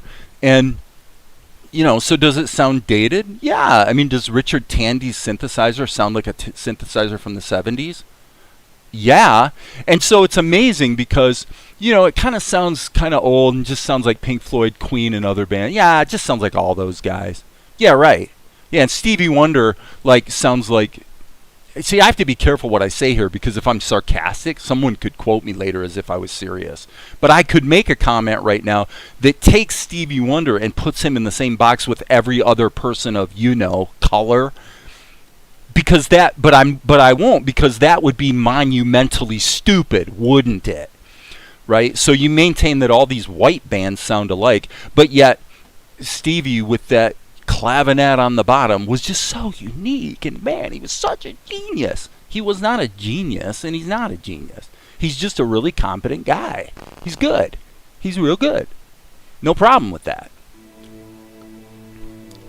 Look, the reason I get a little excited about it is because the tone you're bringing to the table is that somehow, because I have this opinion about, in this case, Stevie Wonder, that opinion's important, and what it suggests to the audience is that I am either well-read or well-educated, or I've got a broad-based, palette of sounds and sonic textures that I've listened to over the years, which, by the way, in my case, is true. But because of that, I've arrived at this opinion where so-and-so is just absolutely so amazing and just, so wonderful. And then everything you say about the artists I suggest says completely the opposite. It says, no, I don't listen to anything except what I'm into. And then I go tell everybody what I'm into as if that should somehow matter to them. It's stupid. It's just dumb. Look, I just don't remember much from when I was small. I don't even know why I live with that. But I didn't say listen to a song. I mentioned Sweet Talkin' Woman and Mr. Blue Sky. Mr. Blue Sky is a absolutely revered, iconic moment in musical history that has come back and been used in movies and stuff. And while it did, if you were to ask me in 1986, I'd have said, yeah, it's kind of dated. Yeah, it was a good song. I mean, it was okay. Today, 30 years later, it's absolutely beloved. It's beloved. Mr. Blue Sky. There's nothing to criticize there. And if you're going to say it's dated, it's like, duh, like, how stupid do we want to be here? Of course it's dated. It was done in 1978. So of course it's dated. I don't remember much from when I was small. I don't even know why For me, I will say this, to put myself in a more controversial camp perhaps. For me, in terms of paying attention to what's going on in pop, I pretty much checked out by once you got into the 2000s. So I'm not up on the latest. I don't remember much from stuff, when I was small. for sure. I don't even know why I live with Asher. I have no The only idea. thing, the thing they share, All X, in common with Queen is basically the layering of harmonies. What Queen did was all of the guys in the group had reasonably high ranges, and so they would all, Freddie and Brian, and I forget the other two guys' names, but they would all, well, hell, actually, the drummer could sing an octave higher than Freddie. I mean, he had an incredible range, but he didn't have as pleasing of a tone. Anyway, what they would do is they would have all four guys sing all of, like if there's 3 harmony notes, all 4 guys would sing all 3 notes. All 3 parts, I should say. So you'd wind up with 12 voices, and that was the thick sound. So if you listen now to Journey, 1977 or 78, Journey Infinity, and listen to Feeling That Way, and Anytime. Okay, so it's 2 songs that on AOR radio tended to be played together. Woo, anytime that you need me. Woo, anytime. You know, blah, blah, blah. Okay. What did they do to capture the sound that they got on the vocal harmonies on Journey's Infinity? We all know what they did. They copied Queen. They actually looked to that sound, and that was what they were aiming for. And they did a pretty good job of it, you know?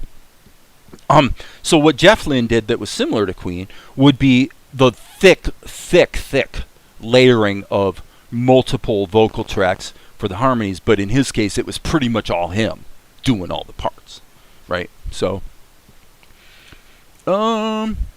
I listen, as I stated, I listened British bands which were mostly influenced by the blues and early music by people like Little Richard, Chuck Berry. Yeah, I mean, Little Richard is a whole study in and of himself because of the influence that he had on so many other people. And there were others as well. Check it out, since I'm bringing a sour note to your live stream. No, you're not bringing a sour note. You're just dominating it a little more than is necessary. Like Monkey, and you. Oh, and you too. So getting back to the show, the thing that's... And all this is good discussion because it really speaks to our understanding and knowledge of music and why music matters. Why we like it. Like, why is Asher so threatened? Why go to Nippur? Who's Menachem? So the biggest takeaway from the score would probably be the fact that it's pretty simple. Pretty simple. Let's just go here and say.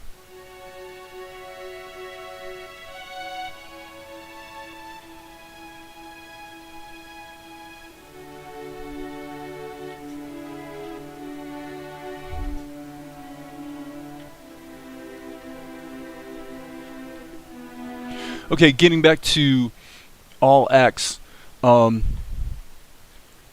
thing that is a helpful little tip is when you're looking for, particularly with the score, like I was just doing sort of legato kind of stuff, where you're looking at music that's progressing kind of slowly, but you want to maintain interest. One thing that's really helpful is only change one note at a time. So let me just play with that. I'm going to play my F sharp minor and see where that goes. Okay, so now I'm going to change only one note. And I've got an F sharp minor, or I've got an F sharp, an A, and a C sharp. Okay, I only want to change one note, but I don't want to box myself in musically. So what I'm going to do is I'm going to just drop the F sharp down to an E. Okay, now I have E, A, C sharp. That means I'm actually playing an A chord now, but with an E on the bottom. Now I only want to move one note at a time, and my 2 notes are a third and a fourth apart. So the note in the middle, which is the A, I'm going to move that one, because if I move that one, it's not going to introduce a major second, which is pretty dissonant. So I'm going to drop that A down to G sharp. Okay. Now the whole thing is slowly evolving in a certain direction. So now what I'm going to do is drop the C sharp down to a B. So now I have E, G sharp, B, which is, guess what? An E major chord. So all I actually played through that whole segment was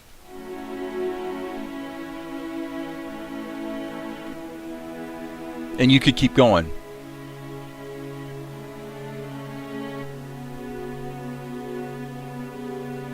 Oh, there's a tense moment. Let's see if we can ramp it up even hotter. Yeah, that's pretty dissonant. Now, in practice, I would never want to use that because the stuff I was playing on the top that added the dissonance really should have been an octave higher. But like I told you earlier, I've only got a two octave keyboard here. Okay, I'm going to wrap it up. It's been an hour and a half. Let me see. There were others as well. Check them out to bring. No, I think that Amar, the important thing for you is do what I'm doing. You know, I don't have a strong opinion. The only strong opinion I've really expressed today is kind of against you, honestly. So we're still friends. It's no big deal. But the thing is, if you're gonna be erudite and a little bit self-important, that's okay. Seriously, I mean that. That is okay. I'm a little self-important when I'm here because it's my live stream. But if you're going to be self-important, do it from an educated standpoint and do it with the ability to articulately express what is working or not working about the stuff that you don't prefer. I don't prefer Stevie Wonder. But the reason I don't prefer him is because I find the textures and sounds that he creates, basically, as I said, from a broad songwriting standpoint, I find him to be just okay. He's a guy that had a lot of good stuff mixed in with a lot of kind of okay stuff. Kind of like Paul Simon. The same could be said of Sam Cooke. I mean, Sam Cooke had some gorgeous, amazing songs, Chain Gang, Twisting the Night Away. But Sad Mood, it's okay. Did he repeat himself kind of a lot, especially from the standpoint of chord progressions? Oh, yeah. Big time. Big time. But yet, that's how the good stuff happens, is you're prolific. You keep trying. Try. And eventually you're going to have some good stuff. So it's better to try more things so that you can have the experience of doing stuff that's bad, realizing it's bad, and then asking yourself, well, how can I improve this? Right? Because this is the journey that we're all on, in animation or music. It's all the same. All creativity is this way. Okay, so is there anything more in this scene? Thank you. Good goal. Actually, I guess that's as far as I've gotten.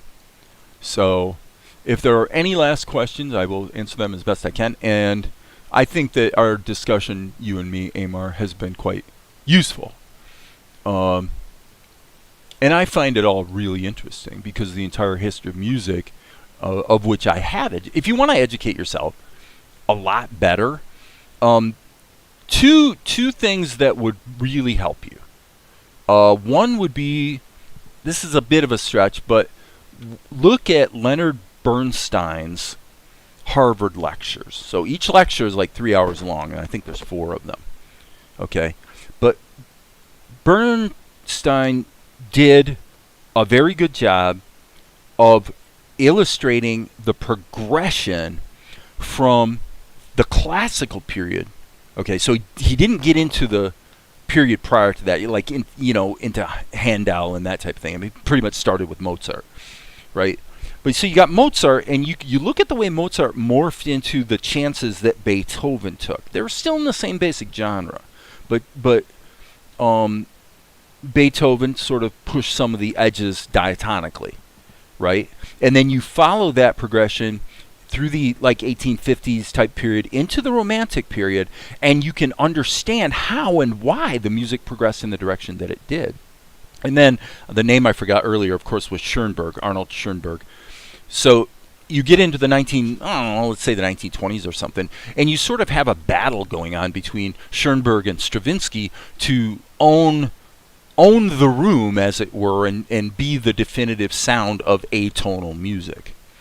Most people would agree that Schoenberg had a more well thought out methodology. Stravinsky probably won the battle. And the main reason Stravinsky won the battle is that Schoenberg music does not tend to have melody that you can sing along with. Stravinsky, sometimes it does, right? You know, if you listen to Rite of Spring or the other one's, the name of it's escaping me, but so that's for you, Amar, as well. You should listen to Stravinsky. You should listen to Schoenberg. And you should be able to articulate why they're different. Because they're both extremely atonal sounds. It's like, shoot, I gotta go to, I'm totally playing this totally on the fly, okay?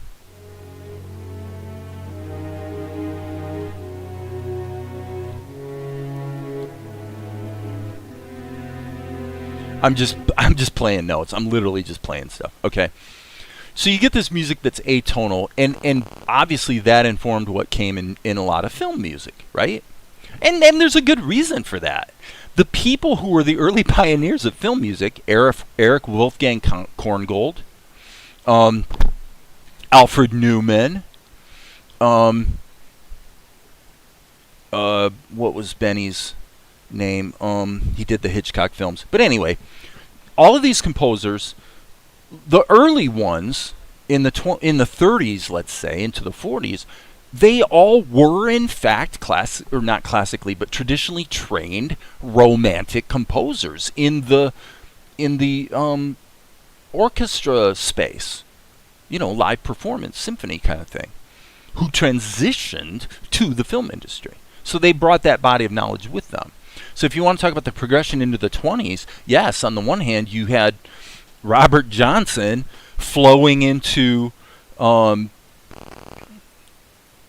let's just say, I'm having a brain fart here, trumpet, quintessential trumpet player, best trumpet player, well, not best ever, but, you know, through the 20s, 30s. Help me out, Amar, come on. Big trumpet guy, main jazz guy, and for some reason I'm having a brain fart on his name. Help me out, buddy.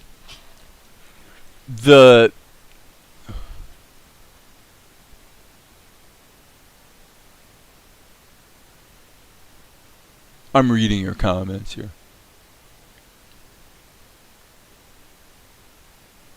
Okay, everybody, is anyone else listening? I mean, I wish someone else would have an opinion here. Yes, thank you. God, thank you. Thank you. Louis Armstrong. Yes. Okay, so it flows, so the blues thing flows into Louis Armstrong, right? So I said, listen to, if you want to understand the progression toward atonality that caused normal people to check out on classical music, you have to look at about a 200-year period that flowed into the 20th century and basically ended with Schoenberg and Stravinsky. Okay? And then it went even further with Webern and guys like that, but it became so dissonant that the average person can't relate to it. Right? Yes, Satchmo was his nickname. Yes, that's correct. Okay. And you know, I love Ella Fitzgerald. I mean, is there a more beautiful voice in the history of freaking voices? Ella Fitzgerald. You know who else has an amazing voice? Marilyn McCoo. Listen to what she did with The Fifth Dimension.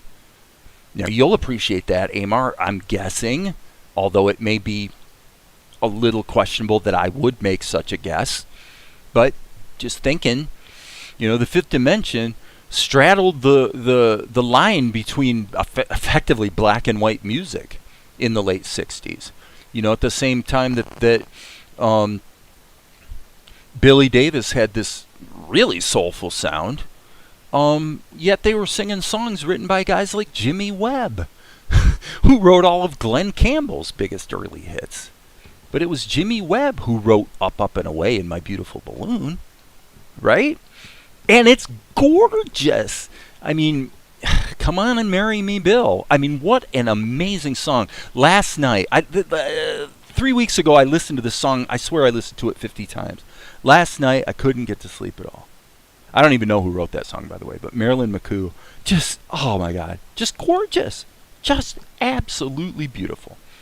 I'd put Marilyn and Ella Fitzgerald as two of the just easiest to listen to voices that I've ever heard. Absolutely spectacular. But the thing that's interesting about the history of it is that this progression towards atonality that happened in the classical space and sort of came to a head in the 1920s, let's say, happened almost the identical progression in the jazz space. From Satchmo into the big band era, and then the big band era went into, which was very like charted music. The difference between Benny Goodman and Count Basie is that Benny Goodman had, and obviously competing with Chick Webb and his band, they had arrangements. They were playing note for note written music basically perfectly. What Count Basie did, to the listener, the music sounded very similar texture. But it was a completely different approach because Basie was basically saying, no, let's just take the 12-bar blues and vamp on it. And his band played together so much, I think, that they all just kind of knew what the other guy was going to do, and they were able to stay in sync. So it was a similar sound, but it was a much more simplistic blues-based underpinning to it. But it felt similar to like what Benny Goodman was doing. Well, from that Count Basie era, now you start to get into this range into the 50s, where your Lester Youngs on the saxophone, still a lot of melody. Coltrane, good example. But starting to get real dissonant, and then it gets into Charlie Parker and Dizzy Gillespie, and it's like you can't grab it. You cannot grab it. You can't sing along. You can't follow it. You're impressed by it. It is beautifully impressive, but I wouldn't say a lot of it's beautiful to listen to, right? And so the same thing happened in jazz. And what was the reaction to it? The basic progression of the big band era into greater, dissonant and experimental jazz, the kickback, the pushback of that was rock and roll. And in the 50s, that's what happened. We're like, no, we just want 3 freaking chords and a good singable song. Let's do that. And so then, the whole progression through the 60s, I think the San Francisco sound with, let's say, Rickenbacker 12-string guitars, and a lot of the psychedelic music, what you'd sort of associate with psychedelic music, like the Jefferson Airplane or the Grateful Dead. That whole period, to me, is really interesting. Not a lot of amazingly great songs, I think, came out of it. But if you want to hear a modern iteration of that San Francisco sound, get ready for it, guys. Listen to the Bangles. Yeah, that Bangles. Walk Like an Egyptian. Listen to some of their music. You can tell that those girls were schooled on that San Francisco, somewhat psychedelic kind of sound. You can hear it in their chord changes, and you can hear it in their instrumentation. It's beautiful. It's very, very cool. Okay, so I thought you was talking about Duke instead of Louis. Well, correct. Yeah, thanks for a cool stream. Yeah, glad you're finding your... Okay, thanks, man. I assume you're a man. You might be a girl, actually, so I won't want to assume. Yeah, I was talking about Ella and Duke and Satchmo. So if anybody is sick of hearing me kind of wax philosophical about the history of music, then feel free to check out and leave the stream. Basically, what I wanted to cover on the show was just kind of the scoring process and how it's going. I feel pretty good about it. If I were to leave you with one bit that I thought came out quite nicely, it would be this one. Meanwhile, mum's the word. KK. Point taken.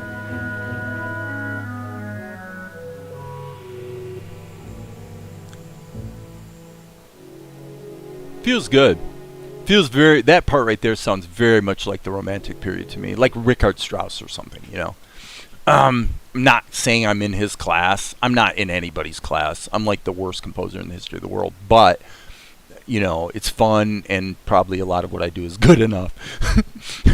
So anyway, with that, I'm going to wrap it up. Thanks for hanging out, guys. It's been a fun stream.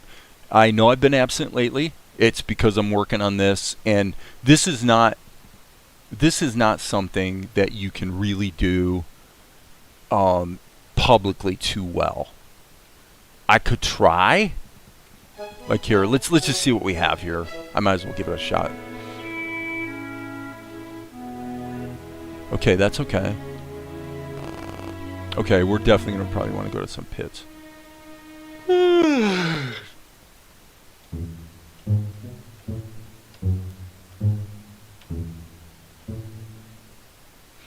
That idea is probably not too bad. Let's run with it. Watch, now that I'm recording, I'm going to follow up the notes, I'm sure. That's what always happens. I love you, Amar. Don't be too down on my criticisms.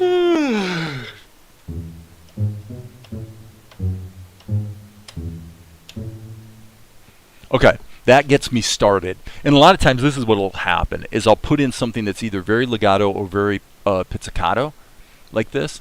And what it does is, and then I'll start to build off it. Now, is this appropriate? Should I be playing the entire, you know, maybe what I should be doing, say, is let's just bump this up an octave. Okay. So this is going to be a little strong. Okay, so now what I'm going to do is take out the mid notes on the bottom.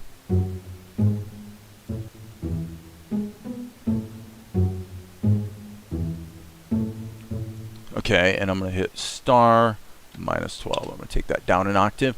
And so now I'm going to think about this visually. I'm going to do the same thing with this one. I don't know if it'll work. I don't know if anything will work. I'm just trying. Okay, this, I think I'm going to bring that down too. Okay, why am I doing that? What I'm thinking here about is, let's see, what is that? That's a F sharp. Okay, I don't like that. So I want to pick another note that's going to be a bit of a transition, because you see what I'm doing here is I'm trying to create a bit of a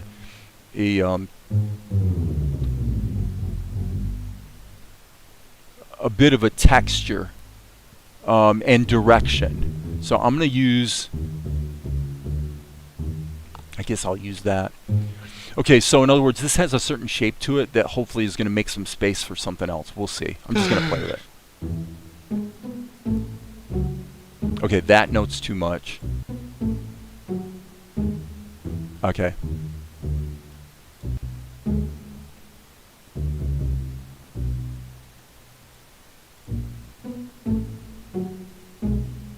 Ooh, that worked. I don't want that note in there. Okay.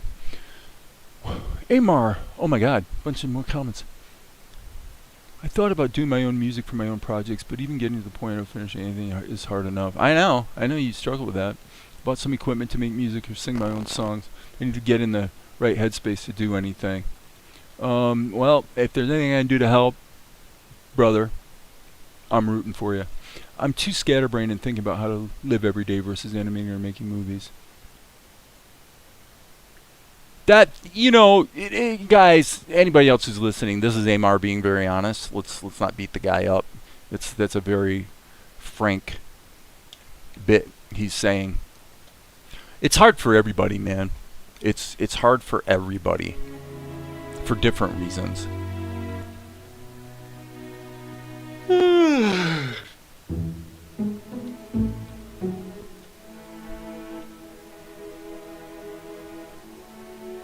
Okay, I'm just going to see if this works. I don't think it will. I think it's going to be... Actually, let's do spiccato instead. Okay, that's a little aggressive, but let's try it.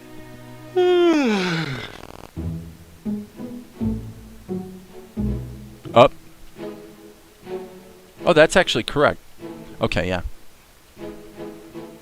It's... So the actual progression is...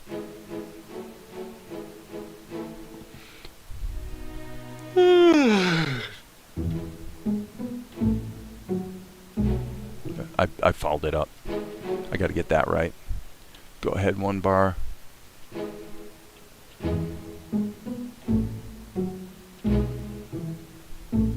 Okay. I think that's what we want.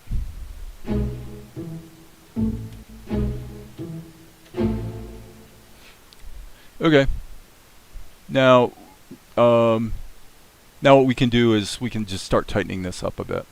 Okay, so again, if you guys aren't interested in this potentially tedious process of actually laying in music, then feel free to check out. I don't mind. Okay, the velocity is obviously way too low. So let's jam that up. Okay, and we'll slide that so it actually matches. It can be slightly ahead because it is spiccato and there is a bit of an attack to it, so it takes a moment. Okay, so yeah, thanks, Amar. Have a good one yourself, brother.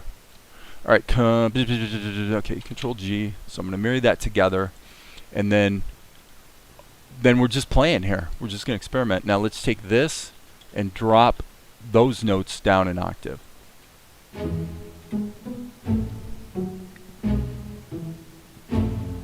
Okay, so now, what do you think? Maybe the note there, or the chord is actually D minor, and if it's D minor, obviously it could be a D minor 7th. If it could be a D minor 7th, then the two notes that are closest together would be the 7th and the 1. So let's see if that works. The two notes that are closest together is the D and the C.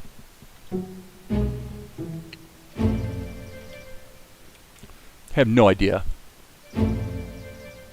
Yeah, I don't know. I don't think it works. Okay, so, and that happens all the time. I'm always trying stuff and going, that didn't really work out that well. Okay, so what else can we try?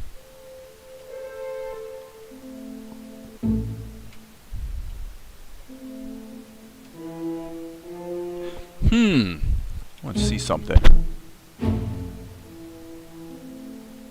Okay, now that's an interesting idea right there. What? Let me do that again. See what I did? Okay.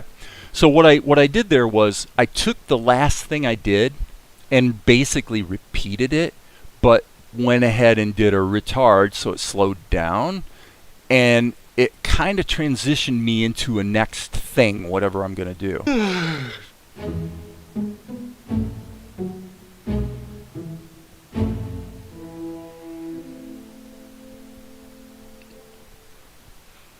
Get the idea? Okay, so D minor.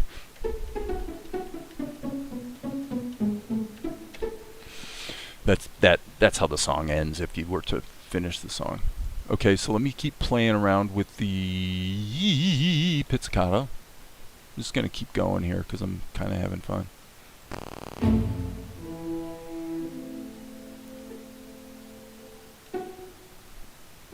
Okay, I want to go up an octave, I think. Yeah, I like that.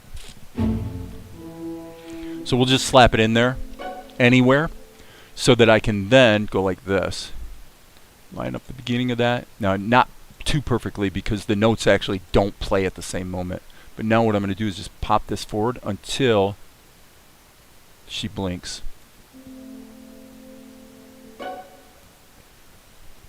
Okay, that I don't love. There's places where that would have worked, but I don't love it, and I don't think I can salvage it by lowering the frequencies. So I'm going to try just to see what happens.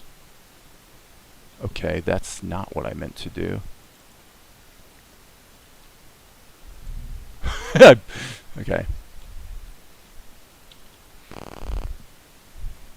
Okay, maybe. Okay, maybe. I think it needs a spiccato. Okay, so spiccato run up. Okay, so this is a C sharp and an A. Okay, so we've got, it's just an A chord basically. All right, so what are we going to do? Let's grab the spiccato. I'm going to see what happens if I throw in an F instead of an E. So instead of an A, I'm going to play an A augmented. Because it kind of pushes everything up a bit. And this will soften the punch of the pizzicato, I think. Let's try it. That did not work. Okay. I mean, kind of, sort of, maybe. Let's pop this back to here. And definitely turn down the volume there, friends, which means it's looking for a less aggressive attack. So that gets into the planes of tone thing I talked about earlier. Sometimes what you do is you have higher pitches but darker tone, and vice versa. You could have a very low pitch on a note but a very bright tone. That's what Stevie Wonder's clavinet did in the bass. That's actually exactly what it did. It gave this really interesting bite to the low notes. Not bad, not bad. I mean, that actually worked once I saw it. So let's go back, and this is what I've done in the last couple minutes. Everything's too loud, by the way, except that one. So let me take this and let's just lower the attack velocities. Better.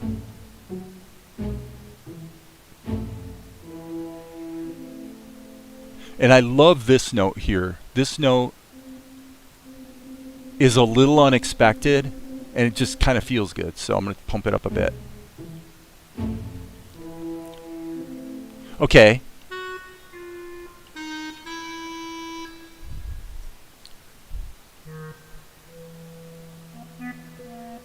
I don't even know what note I played. That's funny. I don't have perfect pitch or anything, so I sort of have to... Okay, so it's a C. What would you do...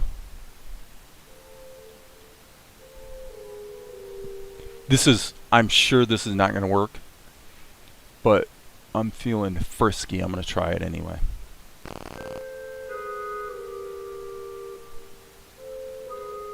So all it is a chromatic run of a minor third.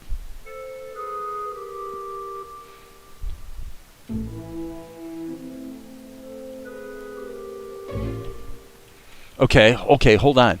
This came out to, I said an A, augmented. So this would be, I mean, I guess technically that does kind of work. Timing-wise, it was a little lame.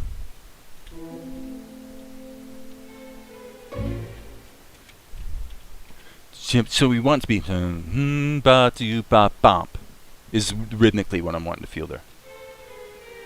And I'm on the wrong instrument, and I actually think I might want to... Yes, I think I want to load that, an octave.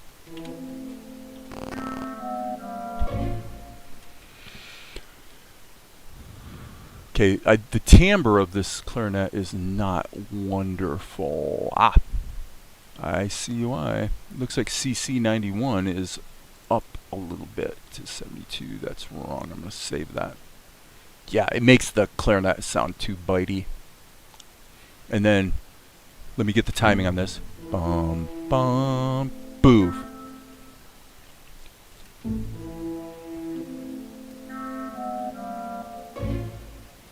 Okay. Now, I know this sounds very amateurish, but I want to figure this out. This is just a mathematical problem, musically.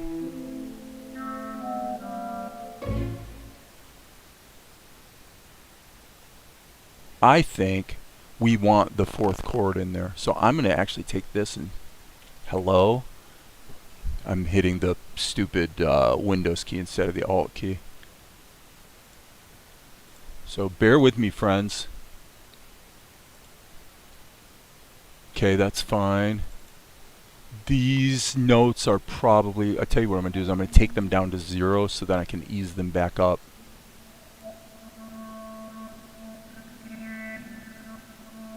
Something like that.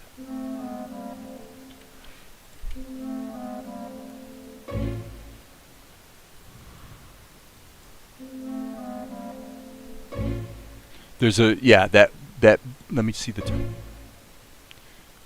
Okay, so I'm just playing around with a musical idea here. I have to say I don't really think it's working that well. I just thought, it'd be fun to try it, here on the live stream. What happens if we bring this back a little bit?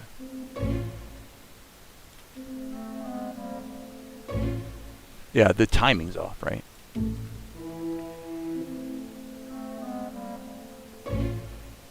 Okay, so what I'm going to do, believe it or not, is I'm going to get this so that the timing feels right.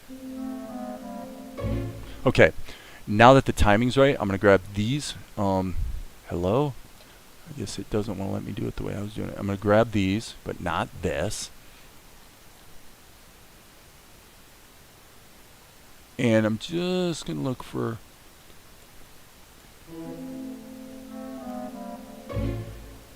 Okay, I was close. I was close, friends.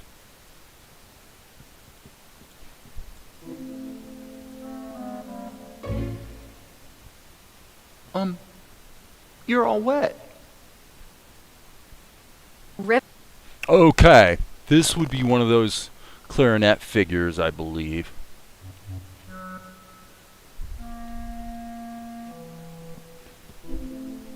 We'll see. You're all wet. River. Bath. Okay, don't know if those notes worked. I know I keep saying some variation of that. And that's because I never know, really. I mean, if I sat down and worked it out on paper and just at the piano or even with a guitar, then I'd have more certainty, but...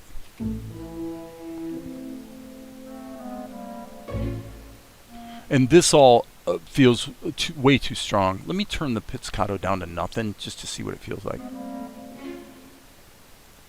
Yeah.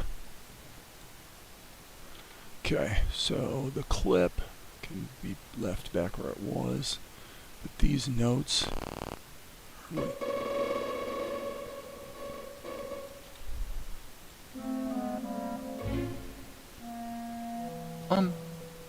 You're all wet. River. Okay, that I didn't like at all. Okay, so I'm going to wrap this up because I got to get some lunch. Holy cow, it's 12:30.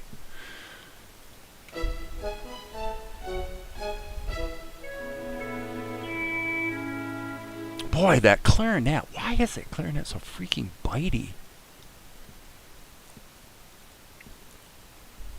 I'm going to turn this down. Let's hit the Q key.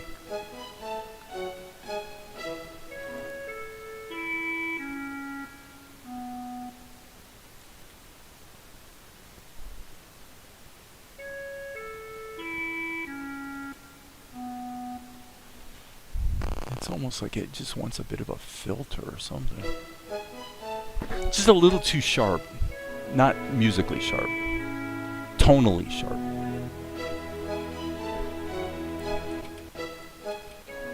Keep going here. That part all feels fine. We'll have sound effects too to sort of balance this.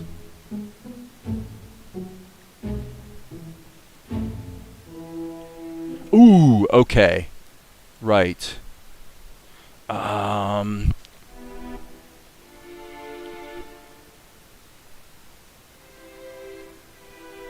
Oops.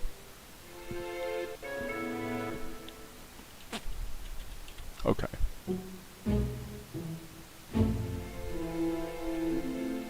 Yep, that smooths it out.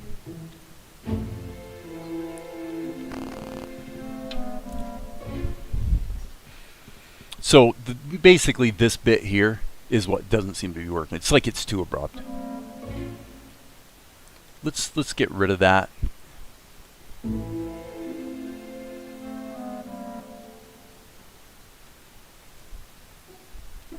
I know there's a note I'm wanting to hear there.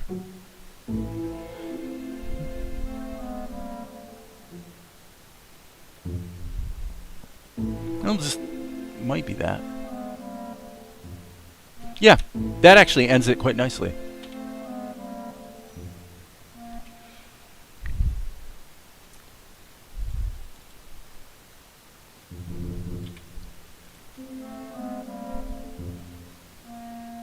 Okay, stop. This needs to be pulled to there. This is obviously completely goofy to have that like that. Okay, right there. I'm going to do this. Sometimes I'll just manually.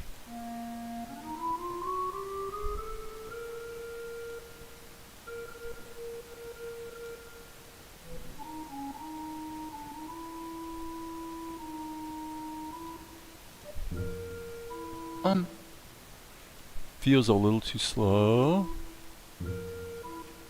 Still feels too slow.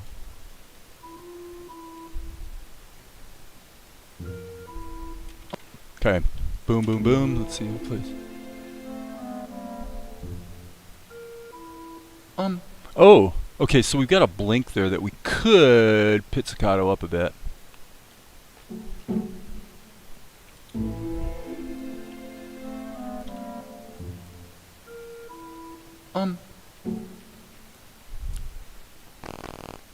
Boom, and I'm gonna slide this back to where he blunked. He blunked right there. Whoa. Put that in the violins, didn't I? Okay, this is a little bit slow. Let me see where it pops in. So, the classic example. This might not work, but yeah, I mean, yeah, it's okay. It's okay. It's not great, but it's okay.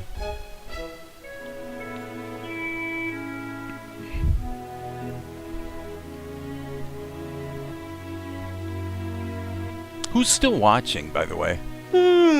Shows I've got 2 people still watching.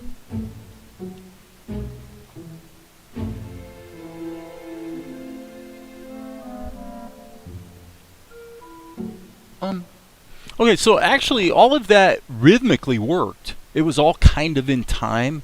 There's a little bit of a retard there, but basically it was all in time. You'll find this is true with editing as well. If you edit a show or a movie or something, if the editing is actually in time, in its rhythmic, kind of on the beat, usually your show is going to flow better if it's got a certain rhythm to it. So let's go back here and Tianara has little. Bar needs experience. Trouble. just kind of look at where we're out at. of trouble, you might say. And then, A fair point. oh my gosh, I'm over 2 hours I wasn't going now. to say it, Your Hey, cheers, Highness. Yapo. You wouldn't, but you were thinking it. You know me all too well, my liege. Well, tomorrow And is another honestly, day. it's going I a little brought slower tonic here to because help I'm you doing sleep. it live. Thank you. Normally, if Good I'm Golek. in the zone by myself, this all tends to go a little quicker. Yeah, the clarinet almost sounds strident to me.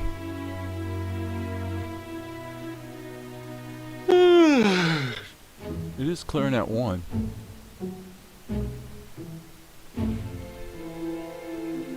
Yeah, Reaper's free to use. Okay, I actually think I did an okay job. This is not the greatest bit I've ever done, but just doing it here live, I'm gonna say it seems to be supporting the music nicely. There's one thing I'm hearing on I believe the spiccato.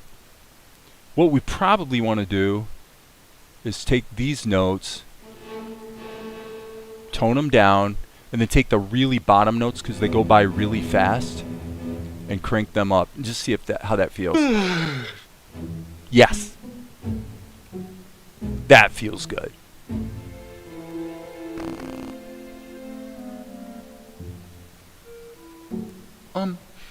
That wants to be higher. Okay, so on something like this, a pizzicato thing, do whatever you want. I'm just going to stick it somewhere.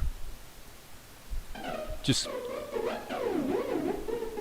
right about there. I think that's where it wants to be. I don't even know what the notes are. Work perfectly. How is that even possible? Think about it. How's that possible? Because it's not about the notes, and it's not about the scale, and it's not about the music necessarily making sense. I emphasize this because it's probably the biggest thing about music that I had a hard time wrapping my head around and accepting is the fact that the feel is way more important than the notes. If it doesn't seem to make sense, just ask yourself, does it feel good? And if you come from that vantage point in your approach to music, just do what feels good, you're not going to be too far wrong. Whereas if it is quote unquote correct, I mean, what is correct music anyway? It's just music that's predictable because it's doing the same thing you expected.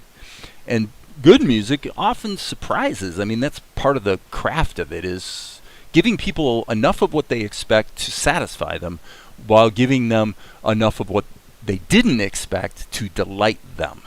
And then the fun, not so much in music, but somewhat, but more so in storytelling, like the writing of a show. The real sweet spot is when you give the audience enough that they can have the fun of guessing what's coming next and then turning out to kind of sort of get it right. So that's how you engage your audience, I think, and make it fun for them. I'm not saying I'm great at that, okay? I try. But yeah, Reaper, the main thing with Reaper is I also use this abandonware called Edirol Orchestral as my orchestra, which I tell you, this plugin was released by Roland like 20 years ago, and it is abandonware now. So like you can find it and download it, and nobody's really policing it. It's like Roland just abandoned it, and there's a crack of it out there, right? So you can get it, and believe me, I telling the truth. At one point, I really wanted to just like pay for it and make sure I'm using it, legitimately. And I can't find any authoritative owner of it at this point. And I think a lot of people are aware of this, but basically this plugin has been abandonware for a long ass time. The thing that's crazy is how well this stands up compared to very expensive orchestras, sample libraries you can get today. Now, if you want the freebies, just look up Freebie Sound Fonts Orchestra or something like that, and you will find sound fonts that you could use that sound really good. Look, the fact that I've mixed live music from my keyboard, which has fairly mediocre string sounds, for example, but with a little bit of editing and the layering of sounds, basically, it turns out you can have pretty crappy synthesizers and stuff, and it really is more about the orchestration and balance of tones. It's not about having great sounds. In other words, having a sound that sounds amazing in isolation does not necessarily mean it's going to sound great in the group. And plus, you can always doctor it in a way that makes it work. The clarinet I was complaining about is sort of the quintessential example of that. That's not bad, but once I get into this range, it's a little strident.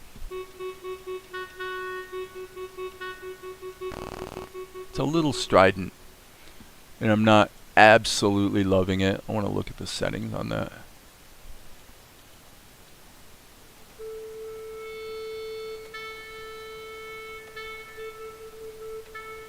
I'm not gonna commit to this right now, but frankly, because the attack on the filter, it's not really quite working, but that's what it seems to want. Just a little bit of the top end rolled off. So I think with that, I'm going to wrap it up. As I always say, guys, there will be more later, but probably not super soon because, again, I'm going to be buried in not only getting the score done, but which is a very private endeavor generally, but also, I do have other things going on in my life besides this. Meanwhile, mum's the word. KK. Point taken. So we'll end on these happy notes.